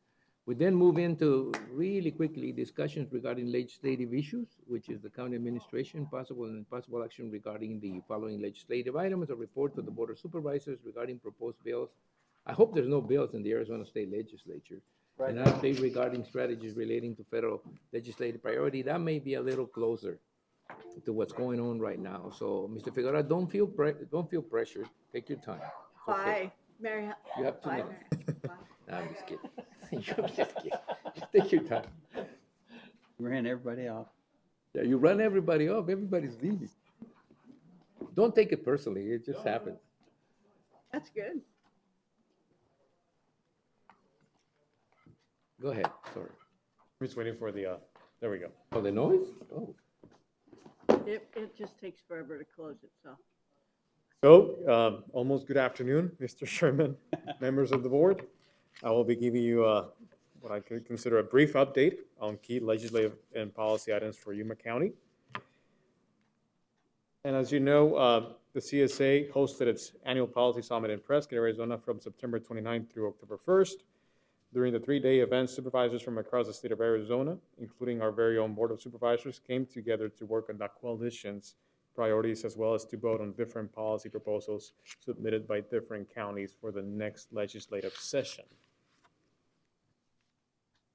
And I'll just go over some of the resolutions and priorities, policy proposals, that were voted on. As you can see, the 3 resolutions and the 1 coalition state budget priority that were voted on got the support of a majority of the supervisors. So we have the increased investment in transportation infrastructure that passed, expand access to broadband, public safety pension funding passed, and as well as the effort or what we consider a priority for the CSA to eliminate Arizona Department of Corrections cost shift for all 15 counties, including Maricopa and Yuma County. Now moving on to the actual policy proposals submitted by the different counties. The pathologist assistant duties one got a pass, support from the supervisors. That's a proposal from Yavapai County. Number 2, Yavapai's county policy proposal on OHV sensitive use areas was withdrawn. Yavapai will work with the CSA to create an ad hoc committee that will include members of the state legislature to further discuss this issue. On number 3, it was passed, the procurement and contract modifications. The Yavapai County was mostly looking for efficiencies in that process. Number 4, right to peremptory challenge, did not pass, and that was a proposal from Mojave County. The consensus was to let the courts work it out and offer the CSA support to keep the right to peremptory challenge as a statute, or bring it in as a statute now. Number 5, Santa Cruz County withdrew its proposal on the court system financial responsibility. They're also going to be working with the CSA staff to polish the proposal a little bit more. Number 6, out-of-county tuition formula was also withdrawn. It was mostly an effort, awareness effort by both Greenlee and Apache counties. I can't believe it. Oh, never mind. Go ahead. Go ahead. Sure. Sorry, I was going to address this issue. I think it's an issue. Economic development, our own very own policy proposal did not gather the support needed to pass and get the coalition's support, but we will continue working with the CSA and other partners across the state to make the proposal more appealing and then gather the support needed to get it through the legislature in the near future. Alejandro, were you able to determine who didn't vote for it from your side? Because I saw most of the small and medium-sized counties vote for it. So I was just, was it like Maricopa and Pima that didn't come along? Who voted against it for the most part. I think that was a little bit of, to me, I was overconfident. I should have anyway lobbied a little bit more for it, especially because if we, the perspective that we give, that it gives rural counties another tool, another economic development tool, may not be seen as kindly as I thought it would be seen by places like Maricopa and Pima. Right. So we actually need to have someone go to the larger counties caucus in the morning and sort of make a presentation. It doesn't take away anything from them. It just adds something else to the county. And I think the Supervisor Pancrazy, described the feeling that we had of surprise because we thought nobody said anything really against it. There was a couple of questions that I think were sort of handled, and specifically in relation to this, but there was no indication to me earlier during the process that we went through that this would have any problem passing. And I think that that's just us being overconfident and not realizing that counties like Maricopa and Pima always look at anything that only applies to rural counties, that helps rural counties, as something that hurts them.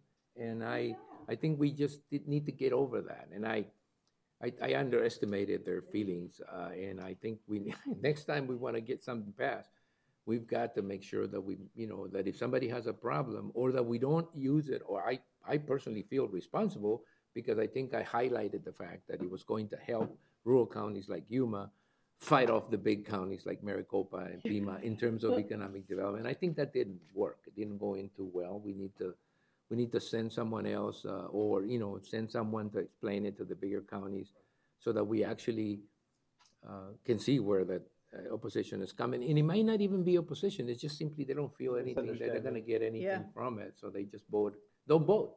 And this was not a situation where they voted against it. They just didn't vote for it. And I think we had 31 out of 34 votes that we needed. So if Maricopa County would have just simply voted for it, we would have passed it. But it's a lesson well learned. How many votes? It's just one vote per. Yeah, no, it's 5 votes. We have 5 votes per county, or the ones that have large 5 ones. votes. Yeah, they had 3 votes. Canal County. So that's only 15 votes. There was small counties that didn't vote for it. They were. It's almost difficult to think of anything that's going to go through with just an overwhelming majority. Most of these issues don't get 51 votes. They got 37, they got 36, they got 41, they got 42. It's very difficult to actually get everybody to agree on something. So I was not expecting like a vast majority. I was just not expecting it to fail by 3 votes, which again could have been smaller counties. Because 5 votes are 5 votes. Whatever we needed them, we didn't get them. I just wasn't paying enough attention to see who voted for it and who voted against it so that we could determine if it was just simply larger counties like Maricopa and Pima not feeling that they're getting anything out of it and not feeling like they're going to help us. Because I think that one of them, either Pima or Maricopa, voting for it would have gotten over the threshold. Yeah, but I mean, even the small if all those small counties and mini counties would have voted for it, it would have passed. Yeah, I think the big one outstanding out there is, does it help incoming economic, companies, and does it hurt local ones that are already here? I think I did not answer that properly. You try to answer that, but I think at the end of the day, some of those counties, small or medium. I think that Yes. that was the main key on it. Yeah, it's a local protection that we like to, we didn't make a point, I don't think, Supervisor Porches, that this was a permissive, situation where they don't have to use it if they don't want to. In other words, if they feel strongly that they don't want to hurt their local, businesses, they didn't have to. It just allowed counties to create, a situation or allow them to do something. And anytime you have ATRACs, what is it, ATRAs or? ATRA. Yeah, anytime you have opposition from the taxing authority, ATRA or whatever it's called, ATRA, it always brings in this people who are into something else, which is the protection of the taxing authorities of the state. And That's so, it right there. yeah, Mhm. and so it was a combination. Maybe, maybe we should add or be more specific, because one of the, on how many jobs it's gonna create. I mean, because I wouldn't be in favor of giving an incentive to someone that's only gonna have, create 5 full-time jobs. And I think that, because I talked to a small county, and that's what they had that concern. I said, no, you're gonna choose who to give it to. They gotta provide something for the community. It's not just, oh, here, it's an open. So maybe adding that it depends on how many jobs it's gonna, full-time jobs that it's gonna create. I think it gives out that more, that we're not just doing it to try to get, someone from not coming here or to going somewhere else. Yeah. Chairman, Maybe more information would have been. Vice Chair, yes, the actual HB 2834 includes a list of requirements. But it's very permissible as far as the governing board of every county or the city council at the city level. They decide which projects would qualify, would be worth providing that reclassification of tax property to. And I want to say that people like us Bless who you. come, Thank you. bless you, who come from the city type of environment where the city can do so, we can use TPT or, the privilege tax. We can do it for Walmart. We can do it for, Jack in the Box. The cities have a lot more tools. And we were trying to get the county to have one more. And it's been controversial ever since it requires a change in the status, in the property tax status.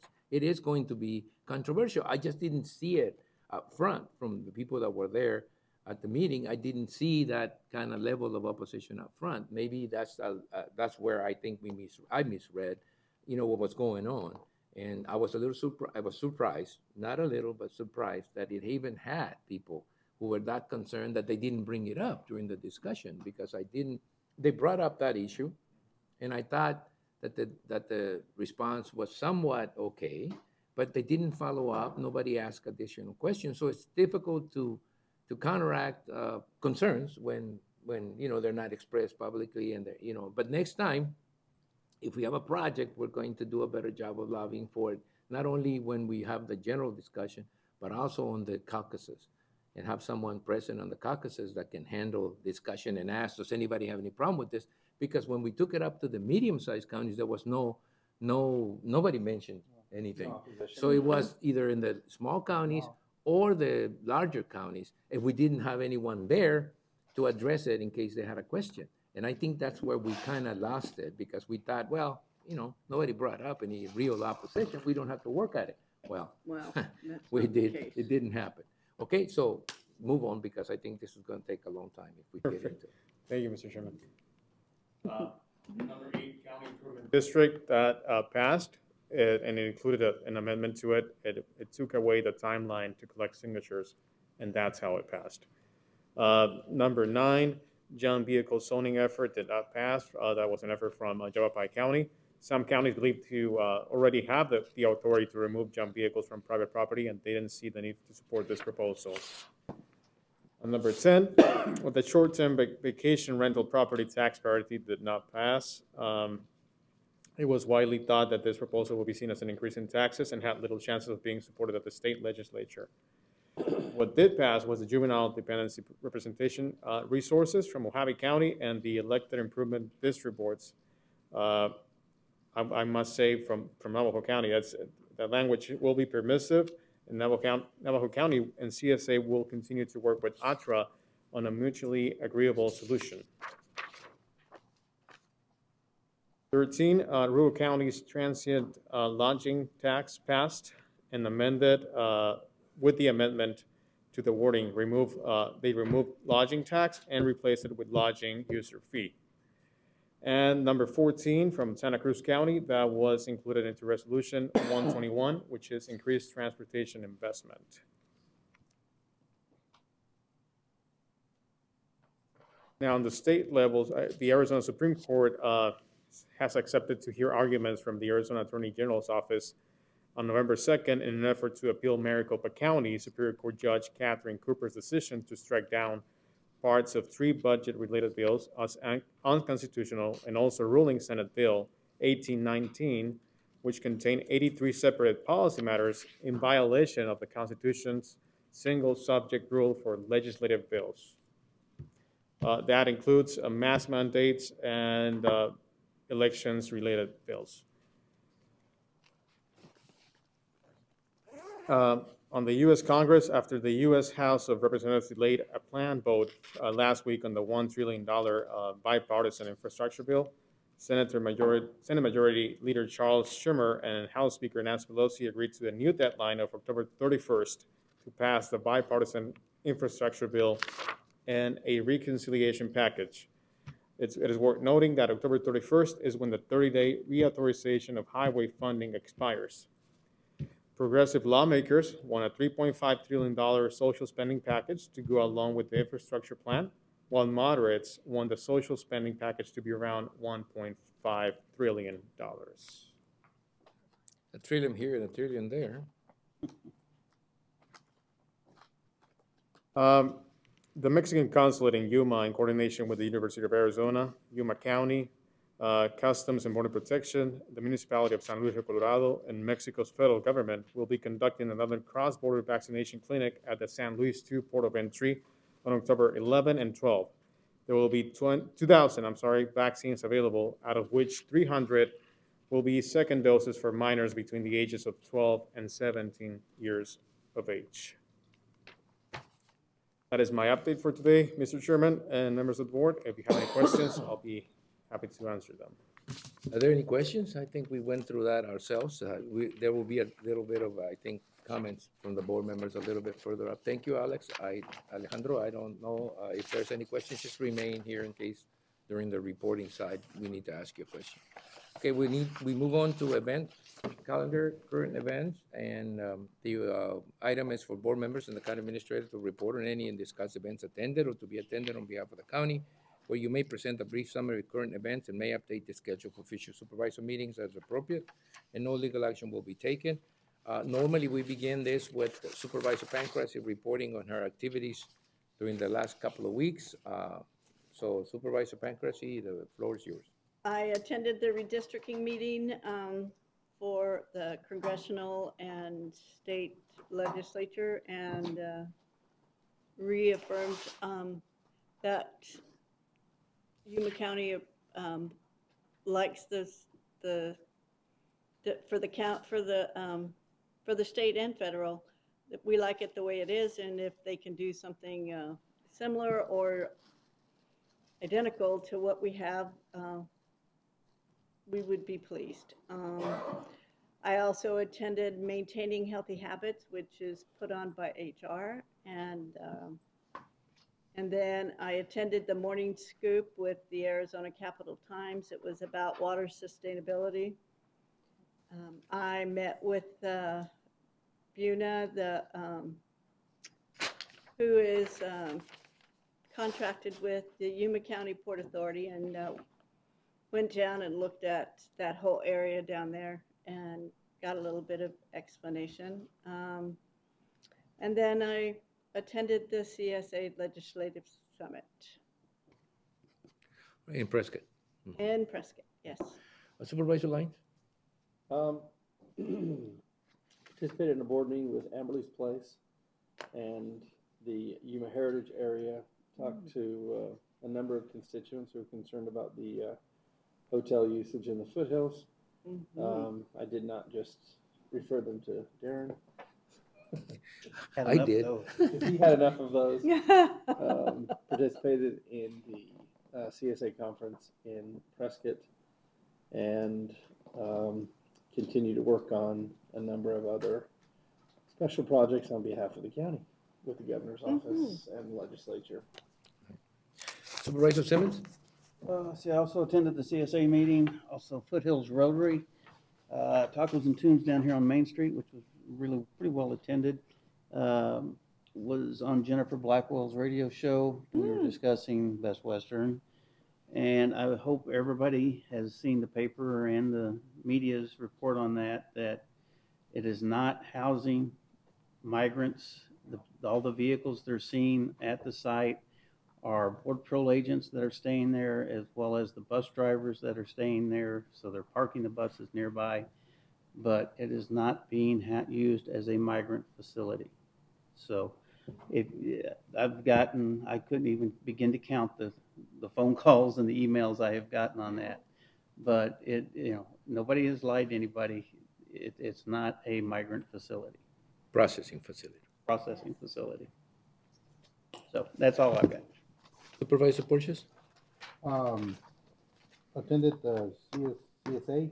One of the things that I took out, that I brought back or learned, is that we heard a lot of comments that about the state not doing, or following all the resolutions, or what we try to, say it's unfunded to us, but the state is just sending us all this. But just looking at the ones that each county presented to the rest of the counties, I mean, we're pretty similar to the state. I mean, the junk vehicles, it didn't pass. I mean, what effect does it have on another counties? I mean, we talk about how the state is not following or doing things, and we're doing the same thing. When it affects you, financial things, yeah, I totally agree. But there's modifications like the one with the ATV off-road, or we talked about it and we sent it back and saying, hey, let's look at this.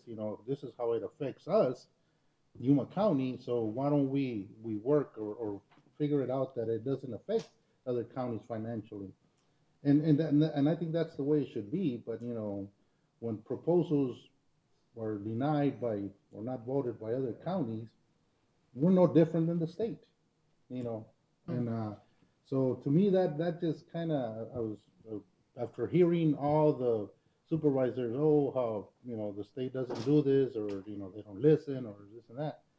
We're pretty similar to the state. It's unfortunate, but it's true.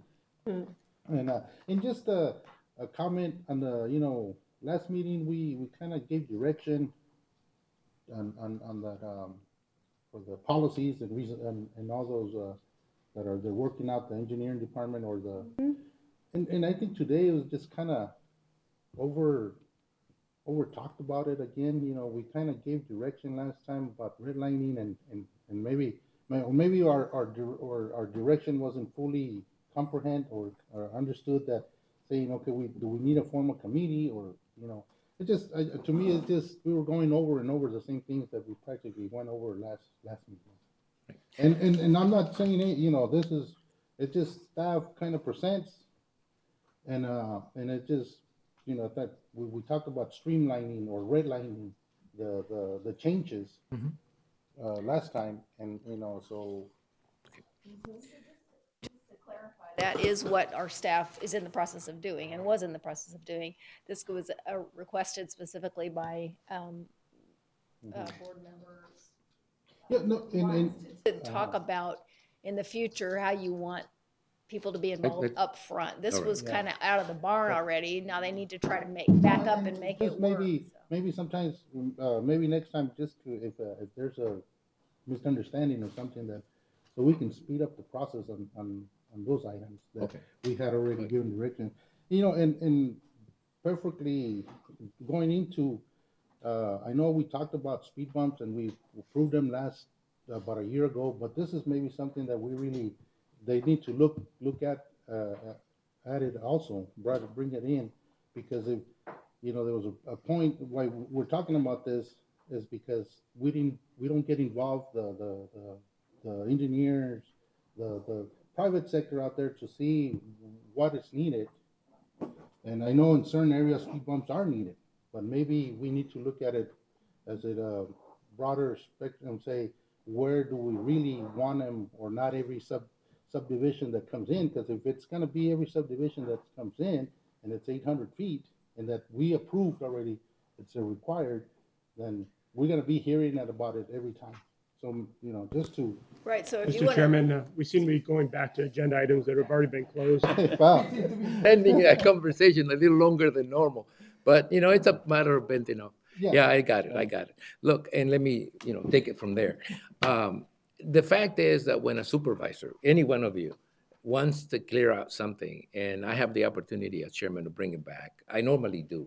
And sometimes it requires that we bring it up in front of everybody, because we can't have these private conversations about how we determine things. So if sometimes, I mean, I know this is 12:17 and we're talking about long meetings, and I get it. This was a somewhat long meeting, but I don't think this is, you know, at the point to where we talk about how the agenda gets done. So we move on pretty quickly. I take, you know, what Supervisor Portia said as a comment that, you know, needs to be addressed in some other point. Okay, I'm going to move on to the reports, which is what we are here for. And the reports for my particular side of things is obviously we spend a lot of time out with the counties. And well, I do agree that sometimes we don't end up getting what we want. It is a process that actually gets us to the point where we make as counties decisions based upon the majority of us wanting to move forward. It is a process where you narrow down, and every time you narrow down something, people are going to win and people are going to lose. It's just part of the process. I've been going there 20 years. I think that with its flaws, and there's a lot of flaws to the process, it's still a way to sort of focus on the items that as county supervisors, all of us have in common.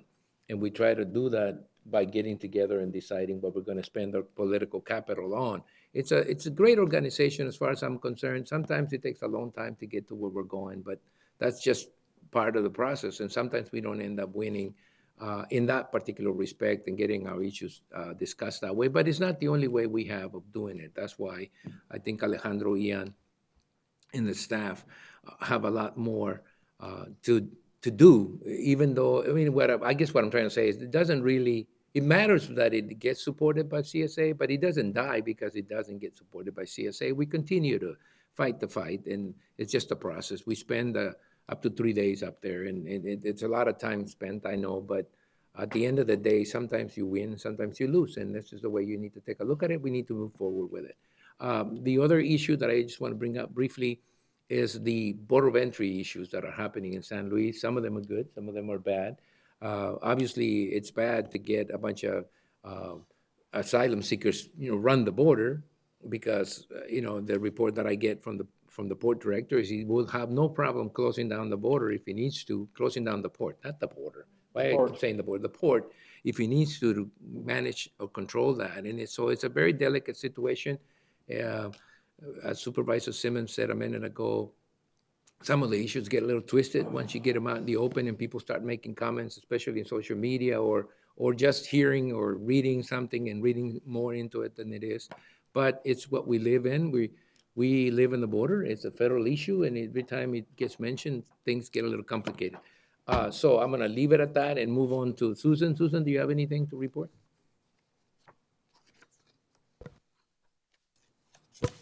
Thank you, Mr. Chair. I've attended the CSA Legislative Summit with the Board of Supervisors, the GYPA board meeting, the YSIPTA board meeting, Forefront ED meeting, and this afternoon and tomorrow afternoon, I will be presenting remotely as part of 2 different panels for the ICMA conference that's being held in Portland. So looking forward to that. That's it. Well, thank you very much. I know this was a long meeting. Thank you, everybody, for your patience. I think we're done. Thank you very much, and that should conclude the meeting, because if